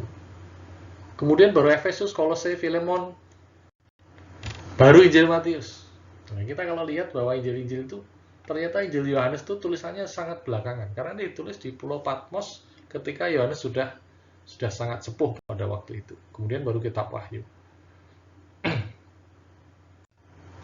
Nah, kalau kita lihat Bapak Ibu, kitab-kitab yang pertama tadi kan kitab sejarah. Nah, setiap kitab di Perjanjian Baru itu tidak pernah dimaksudkan oleh penulisnya untuk menjadi bagian dari kanon, apalagi menjadi kitab suci. Yang tahu menjadi kitab suci itu kan kita, orang-orang Perjanjian Baru yang sudah abad ke setelah tahun 150, itu baru tahu ini jadi kitab suci. Tetapi pada waktu mereka menulis, mereka kan tidak tahu itu. Jadi mereka menulis untuk tujuannya masing-masing, untuk pendengarnya masing-masing. Tapi benang merahnya jelas bahwa mereka mengisahkan tentang pekerjaan Tuhan. Nah, mari kita lihat lebih detail. Yang pertama Injil Matius ini Bapak Ibu. Injil ini dipercaya sebagai tulisan Matius Lewi. Jadi seorang pemungut cukai yang dipanggil Tuhan Yesus menjadi salah satu dari ke-12 muridnya. Ini bisa kita lihat di Matius 9 dan Matius 10. Jadi Injil Matius ini secara singkat itu mengisahkan Yesus sebagai Mesias Raja Israel. Nah, tujuan Injil ini adalah menunjukkan penggenapan banyak nubuat dalam Perjanjian Lama yang terjadi di dalam diri Yesus. Jadi memang Matius itu ingin menginjil pada orang-orang Yahudi. Karena apa? Orang-orang Yahudi itu kan tahunya kekristenan itu sekte. Padahal ini bukan. Ini sebenarnya kelanjutan dari Torah yang kamu percaya itu. Dan banyak tulisan yang lain yang termasuk dalam tanah pada waktu itu. Nah, Matius itu ingin menjelaskan itu. Makanya Matius sangat ingin menulis dengan cara Yahudi. Gitu. Jadi Mesias itu betul-betul orang Yahudi, Raja Israel. Kemudian Injil Markus. Injil Markus ini ditulis oleh Yohanes Markus. Ini keturunan keluarga Kristen di Yerusalem. Dia adalah pembantu dan wakil Paulus, Barnabas, dan mungkin juga Petrus. Ini anak dari Maria, kawan para rasul yang diceritakan dalam Kisah Para Rasul 12. Nah, ini Markus itu adalah juru tulis Petrus. Makanya sebenarnya Injil Markus itu Injil laporan dari khotbah-khotbah Petrus. Kira-kira begitu. Jadi Markus ini juru tulis atau amanuensis istilahnya pada waktu itu, amanuensis dari Petrus. Nah, secara singkat, cerita Injil ini adalah melihat Yesus sebagai hamba Allah. Jadi kalau yang pertama tadi sebagai Mesias, Matius, kalau Markus sebagai hamba Allah atau sebagai hamba. Kemudian yang berikutnya, Injil Lukas. Lukas itu paling banyak menjelaskan tentang dirinya sendiri. Jadi kalau kita lihat Lukas 1, Theophilus yang mulia, banyak orang telah berusaha menyusun suatu berita tentang peristiwa-peristiwa yang telah terjadi di antara kita, seperti yang disampaikan kepada kita oleh mereka yang dari semula adalah saksi mata dan pelayan firman. Karena itu setelah aku menyelidiki artinya dia betul-betul serius di sana, segala peristiwa itu dengan seksama, jadi bukan serampangan, dari asal mulanya, jadi dia betul-betul datang ke orang-orang kunci informasi, aku mengambil keputusan untuk membukukannya dengan teratur bagimu. Jadi memang dia penulis memiliki kemampuan menulis yang baik dan mungkin juga berpendidikan tinggi, dipercaya dia kan dokter ya Bapak Ibu. Jadi memang dia punya intelektualitas yang baik. Supaya engkau dapat mengetahui bahwa segala sesuatu yang diajarkan kepadamu sungguh benar. Jadi dari kata pembuka ini kita bisa lihat Bapak Ibu bahwa pada waktu itu sudah ada tulisan-tulisan yang lain yang menceritakan tentang Yesus. Tetapi Lukas ingin menulis dengan teratur dan komplit. Gitu. Nah, kalau kita lihat Bapak Ibu, Injil Lukas itu menjadi referensi yang paling lengkap mengenai kehidupan Yesus Kristus pada waktu itu. Jadi kalau kita pernah lihat film Yesus yang diproduksi oleh kampus Crusade for Christ, itu dia memakai landasan filmnya itu dari Injil Lukas. Karena ini yang paling lengkap. Dan secara singkat, Injil ini menceritakan tentang Yesus sebagai anak manusia. Jadi anak manusia ini datang untuk mencari dan menyelamatkan yang terhilang. Itu mengenai Injil Lukas. Kemudian Injil Yohanes, ini Injil yang paling berbeda. Jadi kalau kita lihat Matius, Markus, Lukas itu Injil yang disebut sinoptik karena mirip-mirip mereka itu melihat dan melaporkan apa yang mereka lihat tentang Yesus dan pekerjaannya.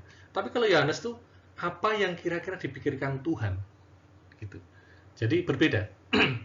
Jadi ini topik-topik dalam Injil Yohanes ini paling teologis dan paling mendalam. Percakapan-percakapannya juga tidak Yesus berkhotbah di banyak orang secara massal, tetapi lebih pada laporan mengenai percakapan pribadi Yesus pada beberapa orang. Jadi ada istilah-istilah yang menonjol dalam Injil Yohanes tuh, ada istilah tanda, mukjizat itu dalam Yohanes disebut tanda. Kemudian ada istilah percaya, kemudian hidup. Nanti kita akan bahas Injil Yohanes ini. Kalau tidak salah nanti bersama saya lagi nanti mengenai Injil Yohanes. Kalau nanti Injil Sinoptik dibahas oleh pembicara lain. Nanti kalau tidak ada halangan mungkin saya dapat tugas menyampaikan Injil Yohanes lagi ini. Kemudian penulisnya adalah Yohanes, anak Zebedeus. Kemudian Injil ini secara singkat menceritakan bahwa Yesus adalah firman Allah yang menjelma menjadi manusia. Jadi kalau kita lihat Bapak Ibu, Yohanes itu tidak hanya menceritakan tentang asal-usul Yesus yang sebenarnya ada sejak kekal. Maksud saya begini, maksud saya kalau Injil yang lain, kalau Injil Markus misalnya, Markus kan melaporkan khotbah Petrus. Nah, Petrus ini kan kenalnya Yesus sudah dewasa. Lalu Petrus juga mengikuti Yesus ketika Yesus mulai melayani, dan tulisan-tulisan Markus itu adalah tulisan mengenai Yesus pada waktu mulai pelayanan sampai meninggal di kayu salib. Tapi kalau kita lihat Matius itu kan dia menceritakan Yesus itu sejak Abraham. Karena apa? Karena silsilah itu bagi orang Yahudi itu penting. Makanya Yesus itu anak siapa sih? Nah, dirunut. Makanya silsilahnya sejak Abraham di sana. Kalau kemudian kita lihat Injil Lukas itu lebih jauh lagi. Kalau tadi hanya sejak pelayanan Markus, kemudian Injil Matius sejak Abraham, kemudian kalau kita lihat Injil Lukas, jadi Markus di sini pelayanan Yesus, kemudian kalau Matius sejak Abraham, kalau Lukas itu sejak Adam, karena dia kan anak manusia.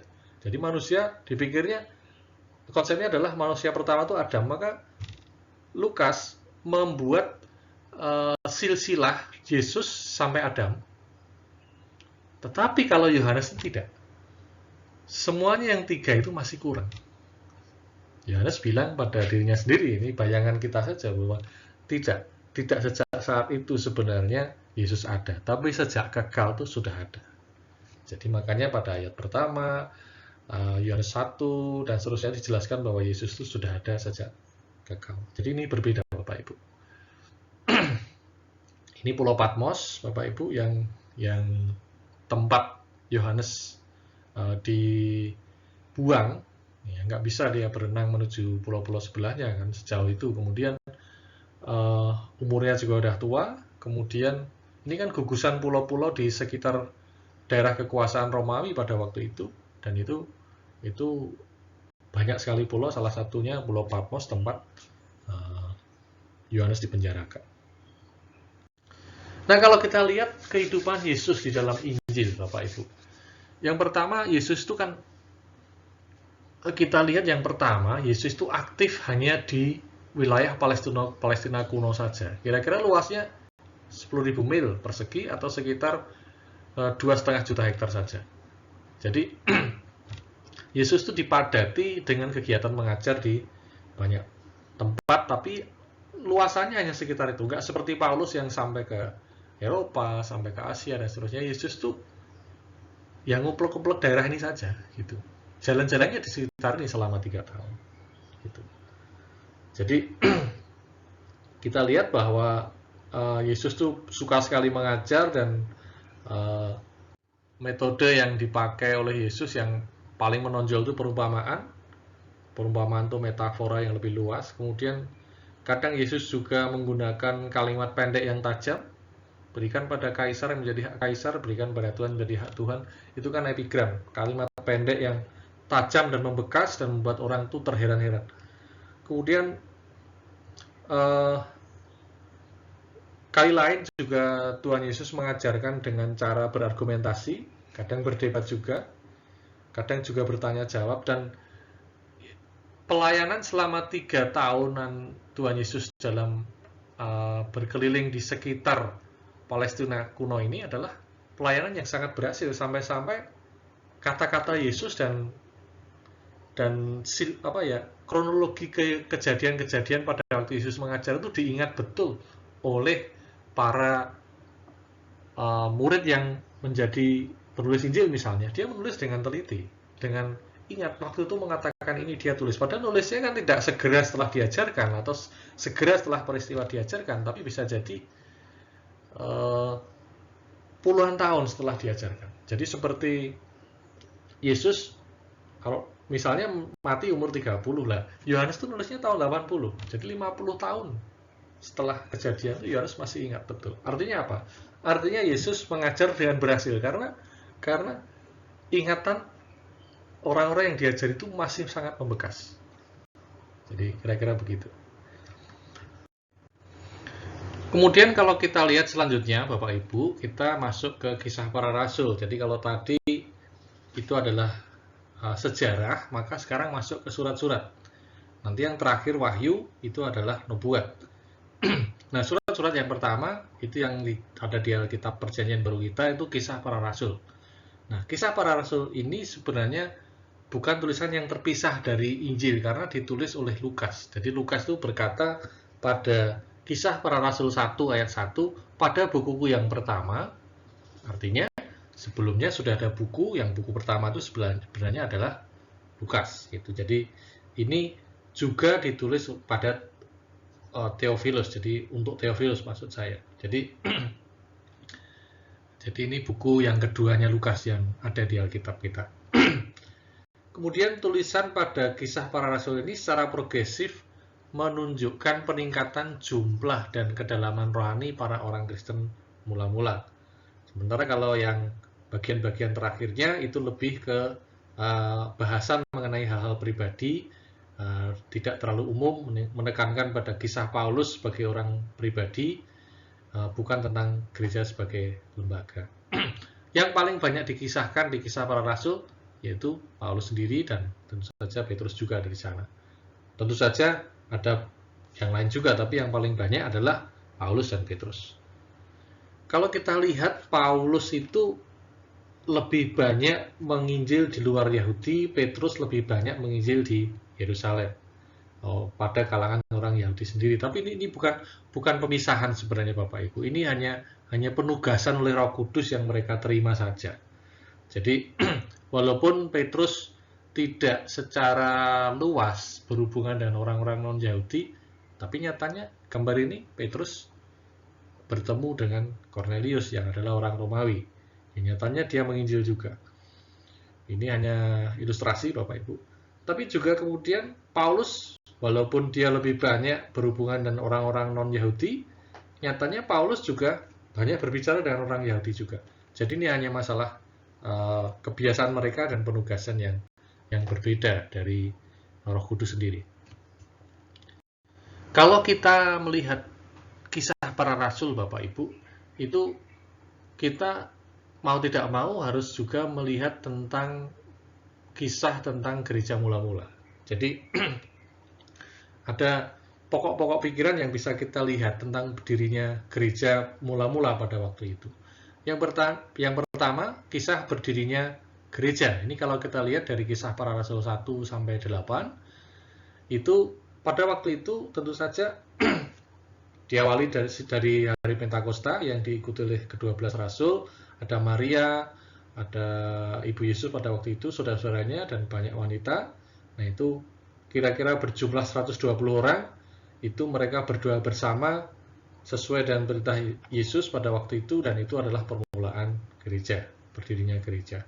Kemudian organisasinya itu tidak teratur. Yang menjadi pemimpin gereja ya orang-orang yang biasa berkhotbah pada waktu itu, karena dianggap sebagai pemimpin. Itu Petrus, Yohanes, dan Stefanus. Kemudian permulaan perserakan itu adalah setelah kematian Stefanus. Jadi setelah kematian Stefanus, mereka merasa ada penindasan yang luar biasa terhadap orang-orang Kristen di Yerusalem, dan mereka terpencar-pencar. Dan kemudian yang berikutnya adalah masa transisi. Nah, masa transisi ini mereka keluar dari Yerusalem. Khotbah Filipus di Samaria itu sangat positif ternyata. Jadi banyak orang Samaria ya bertobat. Artinya orang non-Yahudi dibuat bertobat oleh penginjilan oleh Filipus itu. Dan ini memunculkan pesan yang kuat bahwa Injil atau kabar baik itu tidak hanya bagi orang Yahudi. Kemudian ternyata tidak lama kemudian Paulus bertobat. Dan itu membuat pelayanan tadi menjadi semakin berlipat ganda. Kalau kita lihat setelah karya Yesus sendiri, mungkin pertobatan Saulus ini sejak dia di jalan ke Damsyik ini itu menjadi titik tolak di mana yang salah satu yang terpenting dalam sejarah kekristenan setelah Yesus sendiri tentu saja adalah kisah pertobatan Paulus dan pelayanannya. Kita lihat ada banyak sekali surat Paulus di Perjanjian Baru, dan itu membuat teologi Kristen yang dijelaskan pada surat-surat Paulus itu menjadi dasar bagi pemikiran Kristen pada saat ini. Tentu saja bukan murni pikiran Paulus, tapi itu adalah inspirasi dari Tuhan dan juga dari perkataan Tuhan Yesus sendiri. Kemudian yang berikutnya, pokok pikiran berikutnya mengenai pertumbuhan gereja adalah gereja bukan Yahudi dan misi Paulus itu ada pada Kisah Rasul 11 sampai 15. Ini Paulus kan melayani dengan gigih di berbagai daerah, mulai dari Damsyik, kemudian ke Galatia, mengunjungi Arab, dan kemudian juga bersaksi di sinagog-sinagog setempat, kemudian ke Damsyik. Dan gerakan-gerakan pelayanan firman ini bisa kita lihat mulai dari Antioquia pada waktu itu. Jadi Antioquia di Syria itu menjadi pusat pelayanan Paulus pada waktu itu. Dan kemudian kita juga bisa melihat bahwa Antioquia ini menjadi tempat yang kemungkinan besar kitab Injil itu pusatnya ada di tempat ini pada waktu itu. Jadi di Antioquia inilah orang-orang mulai disebut sebagai orang Kristen. Kalau kita lihat juga ini, Kristenan semakin terpisah dari Yudaisme. Jadi ini Bapak Ibu, pertumbuhan gereja non-Yahudi itu kan menjadi semakin pesat pertumbuhannya di bawah misi Paulus dan Barnabas, dan muncul pertentangan baru. Jadi sejauh mana orang Kristen itu harus menaati hukum Taurat.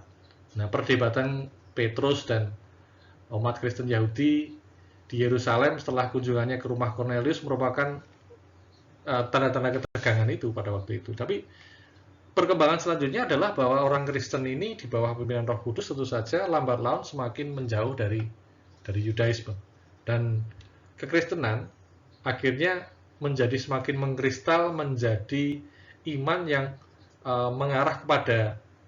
tidak mengarah pada hukum saja, tidak mengarah pada hukum formal seperti Yudaisme, tapi lebih terpusat pada iman itu sendiri. Kemudian pokok pikiran berikutnya adalah program pelayanan Paulus. Ini Paulus melakukan pelayanan dalam perjalanannya yang kedua, yaitu ke ke Syria, ke Kilikia, kemudian bertemu ke Listra, ke Derbe, bertemu dengan Timotius, kemudian ke Makedonia, Filipi, Tesalonika, dan Berea, dan seterusnya. Kemudian ke Athena yang saya sebutkan berkhotbah di atas Areopagus tadi. Kemudian Korintus, ke Antioquia, ke Efesus. Kemudian sebenarnya dia hanya ingin pulang ke Yerusalem untuk ancang-ancang pergi ke Roma, tapi malah dia kemudian ditangkap, dia ke Roma juga pada akhirnya, tapi sebagai pesakitan pada waktu itu. Ini program pelayanan Paulus. Kemudian Kisah Para Rasul 15-21 ini Paulus ditangkap di Yerusalem. Tapi kemudian dia dibawa ke Roma karena dia tidak bisa dieksekusi di Yerusalem karena dia warga negara Roma dan perlu ada pembicaraan dengan penguasa Romawi pada waktu itu. Tapi dia cukup lama di penjara dan dia menulis surat-surat penjara di Roma. Jadi kemungkinan besar keempat surat Paulus itu seperti Filipi, Kolose, Efesus, Filemon itu ditulis Paulus di penjara Roma. Tahunnya sekitar tahun 55 sampai tahun 60 atau sekitar itu. Kalau kita lihat nih gambar Paulus, dia menulis suratnya dengan mata yang sangat dekat dengan tulisan karena katanya kelemahannya di mata. Nah, kita lihat surat Paulus yang paling puncak secara teologi. Kitab Roma. Ini puncak teologi Kristen. Jadi ini ibarat pakaian, Roma itu mahkota kekristenan. Jadi ini isinya adalah penelaahan secara sistematis antara atas pembenaran, pengudusan, dan pemulihan manusia di hadapan Tuhan. Kitab ini membahas rencana Allah atas orang Yahudi maupun orang non-Yahudi. Jadi kalau saya cantumkan di sini more than conquerors itu lebih dari pemenang, kita tuh lebih dari pemenang dan seterusnya. Itu kata-kata kunci yang cuman salah satu kata kunci di kitab Roma. Ada banyak kata kunci di sana. Jadi ini Roma 8 ya Bapak Ibu, Roma 8 itu kita lebih dari pemenang. Jadi sebenarnya Roma ini ditulis sebagai ancang-ancang Petrus. Maksud saya ancang-ancang Paulus sebelum dia benar-benar bisa ke Roma. Jadi Roma ini ditulis sebelum Paulus ke Roma.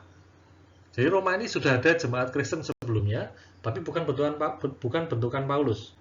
Jadi dia ingin menulis surat yang tidak berisi teguran di sana, tapi lebih berisi kepada teologi yang maksimal, yang puncak di sana. Jadi dia menggunakan tulisan ini sebagai persiapan untuk menjadikan Roma itu sebagai pusat pelayanan seperti di Antioquia, Efesus, Filipi, dan seterusnya. Karenanya dalam tulisan di Roma ini tidak menekankan pada perbaikan kesalahan atau koreksi atau penggembalaan, tetapi lebih pada pengajaran mengenai kebenaran Tuhan. Jadi kitab ini menjadi sandaran teologi Kristen sampai sekarang. Jadi kalau kita baca mengenai teologi-teologi itu ya sandarannya kitab Roma, kitab pasal 5, pasal 8 dan seterusnya itu menjadi pasal-pasal penting dari teologi Kristen. Jadi ada banyak istilah teknis di sana yang menjadi lazim kita dengar, misalnya adopsi, pembenaran, pengudusan, kemudian pemuliaan, kesucian, diperhitungkan. Nah, ini kosakata-kosakata yang penting yang kita ambil dari kitab Roma sebenarnya. Kemudian Korintus, 1 Korintus dan 2 Korintus. Ini 1 Korintus itu sebelum 1 Korintus ini, itu sebenarnya Paulus sudah ngirim surat, tapi tanggapannya tidak memuaskan. Jadi Paulus melakukan teguran melalui surat pertamanya, tapi tidak dihiraukan. Kemudian Paulus menulis surat lagi yang kita kenal dengan 1 Korintus, itu untuk melanjutkan pembicaraan dari tulisan sebelumnya. Jadi ini topiknya berkisar perpecahan dalam jemaat, keuangan, tata krama gereja hingga kebangkitan. Kemudian 2 Korintus ini lebih banyak menangani persoalan-persoalan pribadi dibandingkan ajaran doktrin atau peraturan hukum gereja. Ini reruntuhan di Korintus. Kemudian Galatia, ini surat ini muncul akibat perdebatan umum tentang pemeliharaan hukum Taurat, apakah kita harus taat secara strikt terhadap hukum Taurat atau kita bersandar pada iman. Nah, ini surat Paulus yang paling awal sebenarnya, yang kira-kira bersamaan penulisannya dengan kitab Yakobus, yang kebetulan Galatia dan Yakobus ini dulu dianggap bertentangan, makanya Yakobus itu sempat susah dimasukkan ke dalam kanonisasi. Jadi kalau Galatia itu menekankan pada iman, sementara Yakobus mengatakan bahwa iman tanpa perbuatan itu ya sama-sama bohong gitu. Perbuatan tanpa iman itu sama dengan iman tanpa perbuatan. Kira-kira begitu di Yakobus. Jadi perbuatan itu penting juga di Yakobus. Nah, sementara di Paulus dalam suratnya di Galatia, yang penting iman.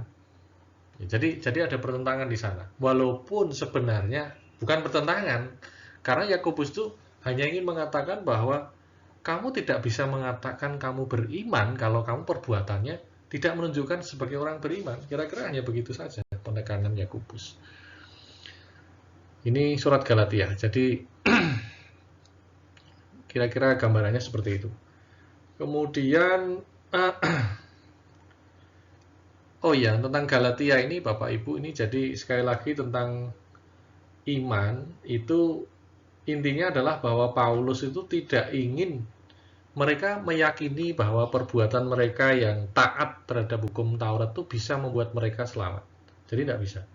Jadi tekanannya adalah bahwa manusia itu memelihara norma atau etika dengan maksimal pun, tanpa cacat pun, itu tidak membuat mereka selamat. Itu di Galatia intinya seperti itu. Kemudian Efesus.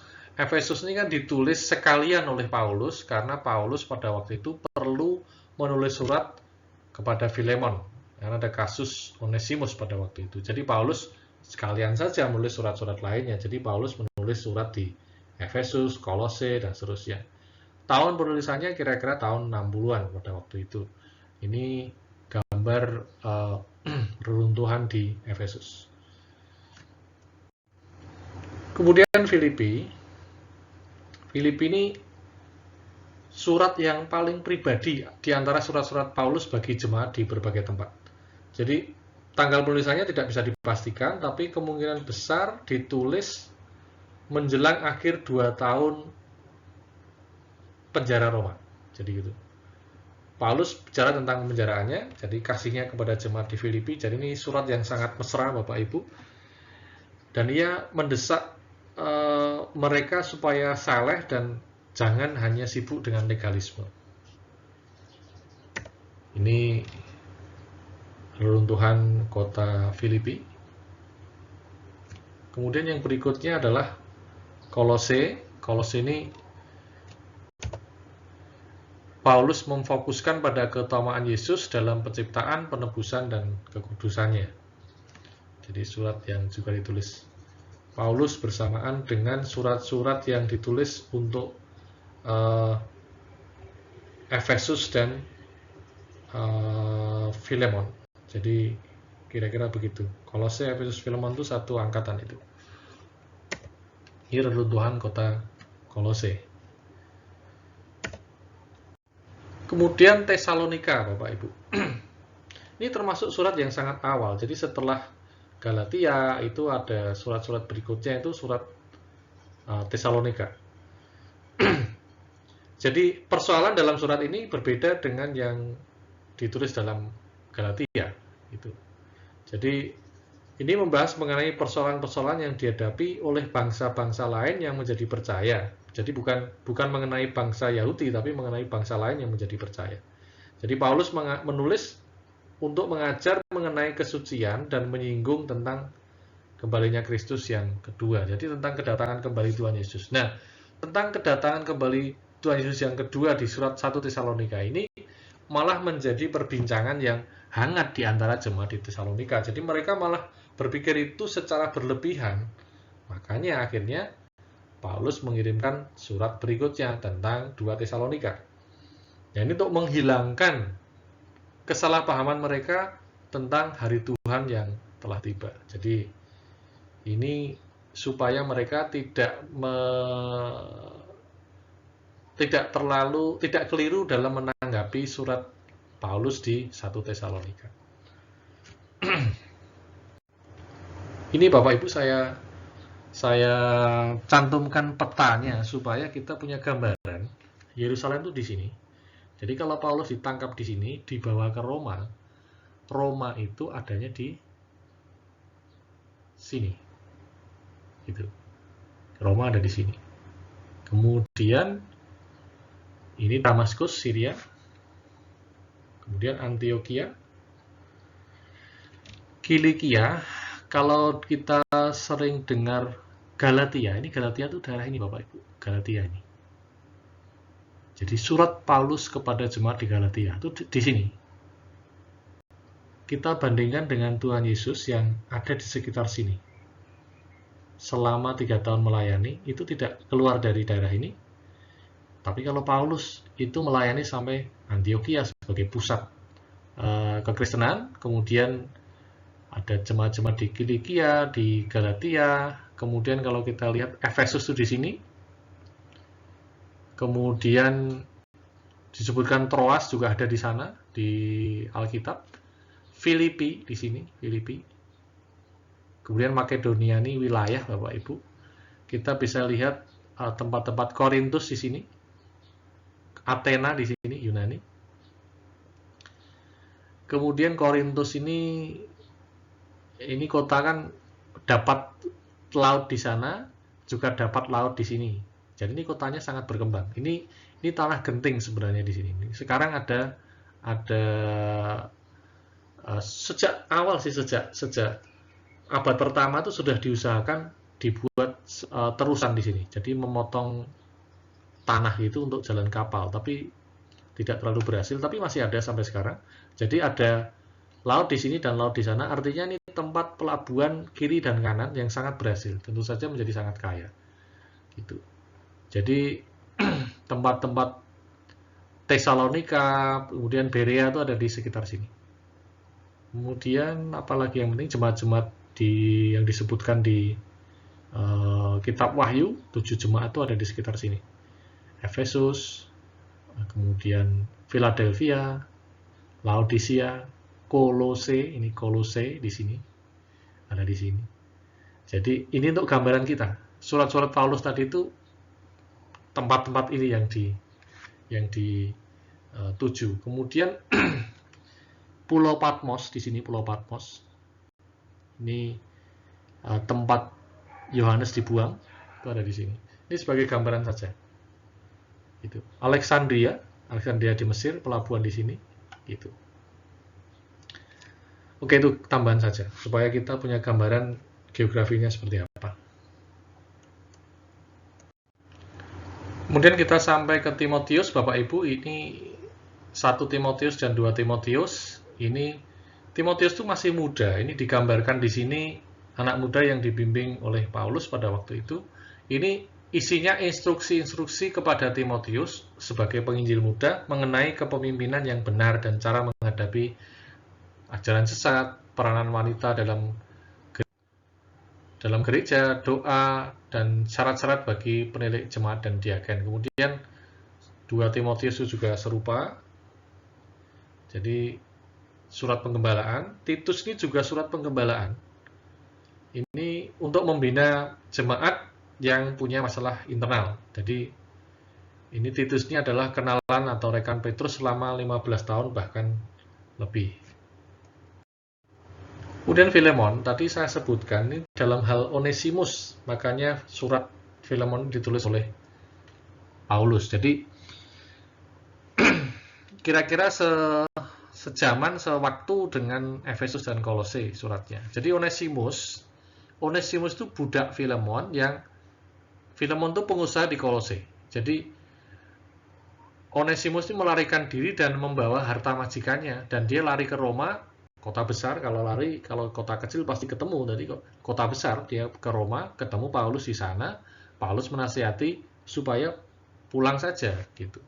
Jadi Paulus menulis kepada tuannya supaya menerima kembali Onesimus. Jadi surat ini sebenarnya lebih pribadi daripada teologis, tapi kalau kita lihat di sini Bapak Ibu di gambar ini, maka surat Filemon ini memberikan gambaran yang paling sempurna bagi kita mengenai makna pengampunan. Jadi Onesimus itu ya kita gitu. Kita budak yang lari, kemudian kita takut pada Bapa, tetapi ada Tuhan Yesus yang menjadi mediator kita supaya kita kembali kepada Bapa.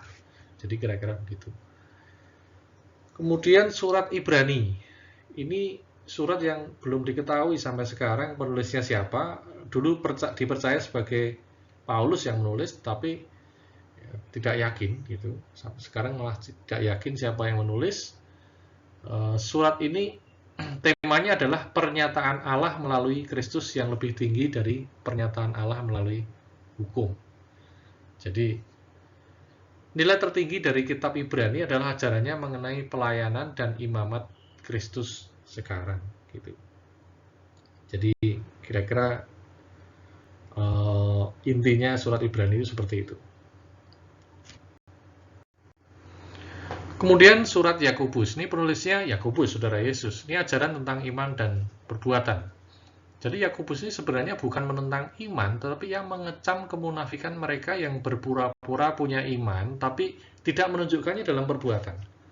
Jadi ini tidak ada pertentangan sebenarnya dengan surat-surat Paulus yang lain, tetapi pada waktu awal-awal gereja itu memang tidak masuk dalam kanonisasi, tapi kemudian dimasukkan. Kemudian kalau kita lihat ayat ini kan ayat pentingnya di Yakobus ini, misalnya ayat yang berbunyi, kamu lihat bahwa manusia dibenarkan karena perbuatan-perbuatannya, bukan hanya karena iman. Itu bukan hanya, ada kata hanya di sana. Jadi dia hanya menentang kemunafikan itu. Kemudian ada ayat yang juga mengatakan seperti ini, tunjukkanlah kepadaku imanmu itu tanpa perbuatan, dan aku akan menunjukkan kepadamu imanku dari perbuatan-perbuatanku. Jadi Yakobus ini menekankan iman tetapi harus plus perbuatan, tidak bisa iman saja tanpa perbuatan. Kemudian yang berikutnya adalah 1 Petrus, 2 Petrus, ini gambar Petrus ya. Ini surat yang ditulis oleh Petrus untuk para bangsa Yahudi diaspora atau bangsa Yahudi yang ada di tempat-tempat yang terpisah-pisah, di tempat-tempat yang berbeda-beda. Jadi ini pada 1 Petrus ini mereka didorong untuk tetap bertahan di antara dunia yang memusuhi mereka. Jadi mereka mungkin akan menderita, tapi kasih karunia Allah itu akan ada dalam mereka masing-masing. Jadi mereka tetap punya alasan untuk berharap. Itu. Kemudian 2 Petrus. Jadi kalau 1 Petrus ini temanya adalah penderitaan, maka 2 Petrus temanya adalah tentang pengetahuan. Jadi orang-orang yang sesat itu mengagung-agungkan pengetahuan mereka. Tetapi Rasul Petrus ingin menunjukkan bahwa jawaban dari pengetahuan mereka yang ternyata salah itu jawabannya adalah pengetahuan yang benar. Gitu. Salah satu ayat kunci yang sering kita perlukan untuk menjadi landasan kita berpikir tentang doktrin Kristen, salah satunya adalah bahwa disebut di pasal 1 ayat 20-21 itu nubuat-nubuat dalam kitab suci tidak boleh ditafsirkan menurut kehendaknya sendiri. Sebab tidak pernah nubuat dihasilkan oleh kehendak manusia, tetapi oleh dorongan Roh Kudus orang-orang berbicara atas nama Allah. Jadi itu salah satu ayat kunci Petrus dalam 2 Petrus yang menjadi landasan kita berteologi juga. Kemudian 1, 2, dan 3 Yohanes, ini penulisnya Yohanes, tentu saja. Yang pertama itu mengingatkan jemaat supaya mereka bertahan dari ajaran-ajaran sesat pada masa awal sejarah gereja. Jadi Yohanes tuh sangat jengah dengan ajaran Gnostisisme atau Gnostik. Ajaran ini kan menganggap bahwa roh itu baik dan tubuh itu jahat, dan selalu begitu dan tidak mungkin disatukan secara permanen, harus terpisah suatu saat. Tapi kalau kita lihat, Tuhan Yesus itu kan bangkit bukan hanya rohnya, tapi tubuhnya juga masuk ke surga. Jadi berbeda konsep Gnostisisme dengan konsep kekristenan. Kemudian 2 Yohanes berisi pujian terhadap mereka yang berjalan dalam Kristus dan mereka tetap diingatkan untuk tetap dalam rel yang benar itu. Kemudian yang ketiga itu 3 Yohanes ucapan terima kasih pada Gaius atas kebaikannya terhadap jemaat Allah, dan dia juga ada teguran juga di sana. Kemudian Yudas. Yudas ini nama lainnya Tadius, Bapak Ibu. Jadi saya punya teman Tadius dulu. Saya juga bingung pada waktu itu Tadius itu di mana gitu, di Alkitab ya. Setelah saya baca-baca, Tadius itu ya Yudas gitu. Tapi ini bukan Yudas Iskariot. Jadi kalau ada di Injil itu dan seorang bernama Yudas yang bukan Iskariot, itu maksudnya karena ingin menekankan bahwa ini Yudas Tadius bukan Yudas Iskariot. Tentu saja karena Yudas Iskariot meninggal. Isinya adalah mengekspos guru-guru palsu dan menggunakan ibarat-ibarat dalam perjanjian lama dalam melukiskan penghakiman atas mereka. Jadi nasihat-nasihat untuk meneguhkan iman. Ini Tadius itu juga akhirnya mati dan jadi santo kalau dalam kepercayaan Katolik. Itu dia juga disalib sebagai martir seperti Petrus dan Paulus. Kitab terakhir di Perjanjian Baru itu Wahyu. Nah, ini kitab nubuat. Jadi kalau tadi pertama kita lihat kitab surat, kemudian sejarah yang pertama, kemudian surat. Nah, ini kitab nubuat, Wahyu. Isinya adalah kitab tentang apokaliptik. Nah, kitab apokaliptik ini kan ditulis pada waktu mereka tertindas. Jadi kitab ini dikirimkan pada jemaat-jemaat yang mengalami penganiayaan oleh pemerintahan Roma. Jadi disebutkan di sana Babel dalam kitab itu. Dan anjuran mereka supaya tetap setia dalam iman mereka, gitu. Nah, ini biasanya kitab-kitab apokaliptik seperti ini ditulis pada waktu mereka menderita dengan sangat dalam biasanya. Jadi kitab ini menutup kanonisasi Perjanjian Baru.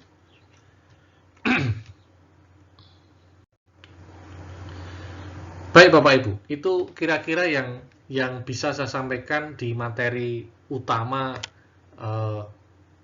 survei Perjanjian Baru. Nah, kita akan masuk ke ringkasan yang pertama ini. Yang pertama, masa intertestamental. Tadi kan kita sebutkan masa intertestamental. Antara Perjanjian Lama dan Perjanjian Baru itu membawa pengaruh yang begitu banyak pada konstelasi dunia zaman Perjanjian Baru. Kita lihat bahwa pemerintah Yunani yang disuksesi oleh Romawi itu membuat perubahan yang masif, yang besar di bidang sosial, ekonomi, agama, dan seterusnya. Dan setting Perjanjian Baru ini berbeda dari Perjanjian Lama, sehingga pembaca Perjanjian Baru seperti kita itu perlu tahu juga konteks tulisan dalam Perjanjian Baru supaya kita bisa secara bertanggung jawab itu menafsir isi Alkitab dengan lebih akurat. Jadi kita juga lihat bahwa karena pengalaman-pengalaman yang buruk bagi bangsa Yahudi sampai pada masa intertestamental, maka pada zaman Perjanjian Baru bangsa Yahudi itu tentu saja sampai sekarang bahkan mereka ingin berusaha teguh dalam Yudaisme mereka. Nah, karena mereka sangat teguh dalam Yudaisme mereka, itu membuat mereka juga sangat sulit diinjili oleh rasul-rasul itu, karena mereka tidak mau menyembah Tuhan lain, pikirnya kan begitu. Jadi itu kira-kira alam berpikir mereka seperti itu. Kemudian yang kedua, proses kanonisasi kitab-kitab Perjanjian Baru itu bukan sesuatu yang terjadi secara mudah, tapi mencakup usaha sekitar 1 abad dan melibatkan banyak bapak gereja dan mengalami banyak polemik serta memerlukan pemikiran yang serius dan panjang. Jadi ini melibatkan intelektualitas yang tinggi, ketekunan, kemudian ketetapan hati yang serius, meninggalkan segala sesuatu yang mengganggu mereka supaya mereka bisa fokus memikirkan tentang kanonisasi ini. Kemudian yang ketiga, isi perjanjian baru terbagi menjadi 3 bagian utama menurut genrenya. Dan ini sejarah, surat, dan wahyu. Kita sudah sejarah, surat, dan kitab wahyu atau apokaliptik.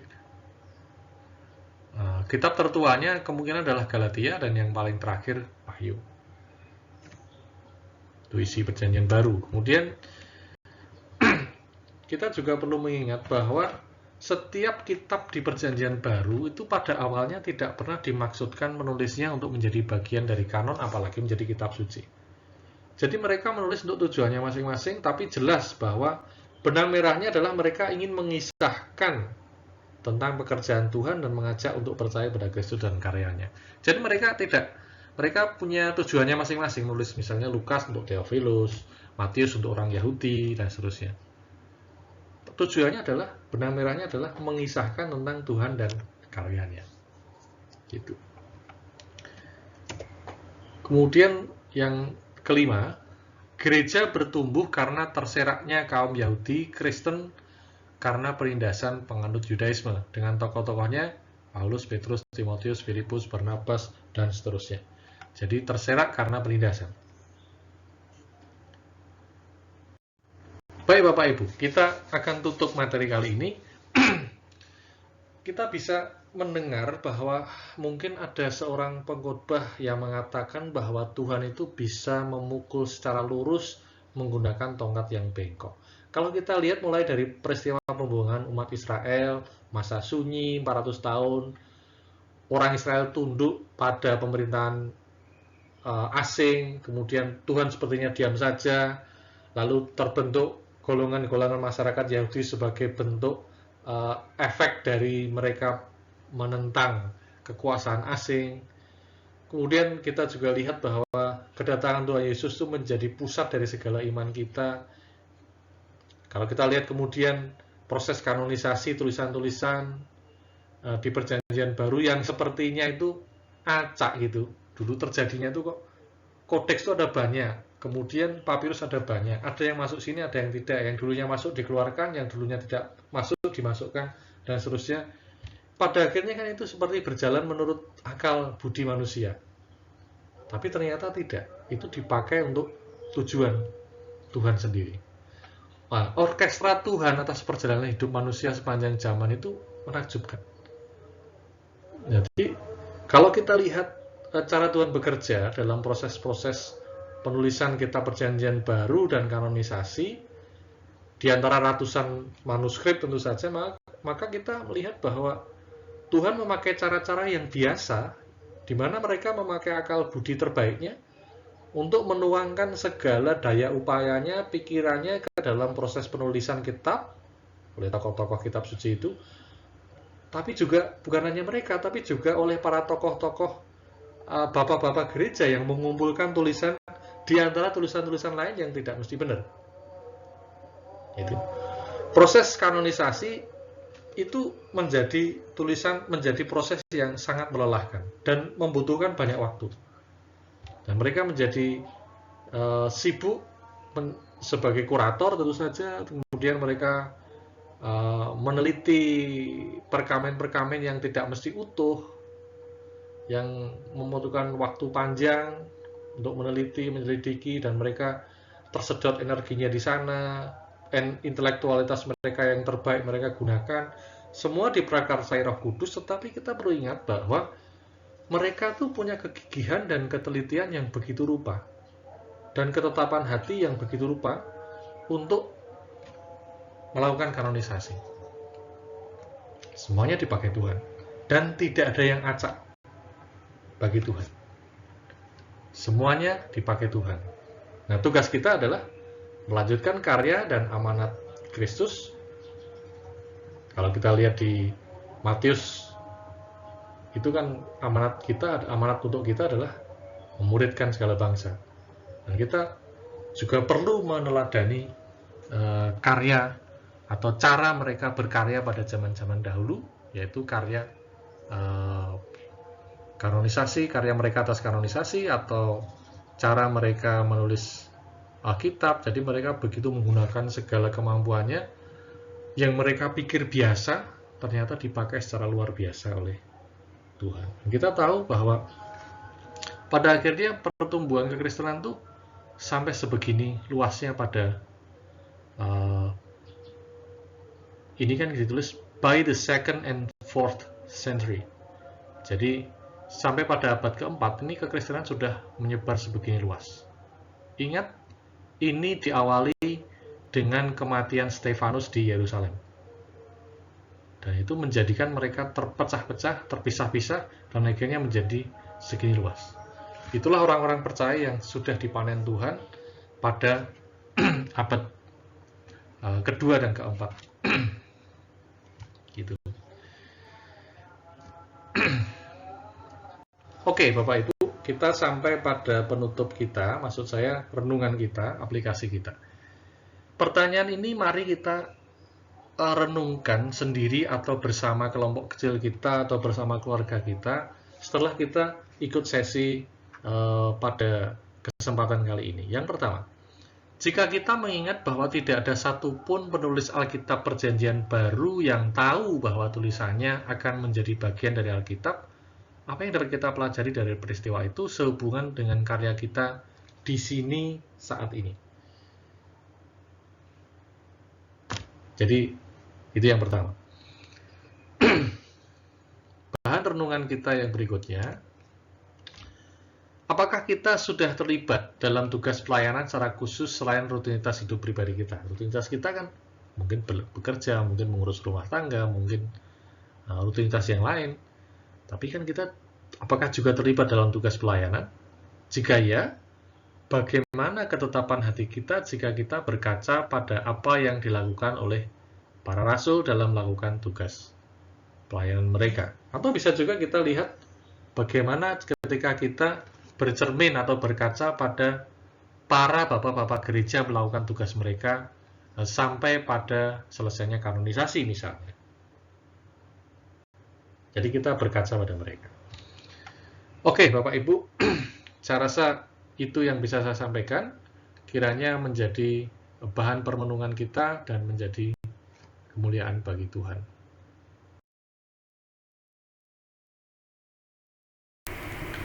Baik Bapak Ibu, ini yang bisa saya sampaikan. Kiranya menjadi kebaikan bagi kita, menjadi berkat bagi kita, dan menjadi kemuliaan bagi Tuhan saja. Dan kalau ada sesuatu yang ingin disampaikan ke saya, baik kritikan maupun apapun itu, bisa disampaikan di komen di bawah, atau melalui jalur pribadi kepada saya, WhatsApp atau email yang ada juga di kolom deskripsi di bawah. Kiranya Tuhan memberkati kita dan segenap keluarga kita. Amin.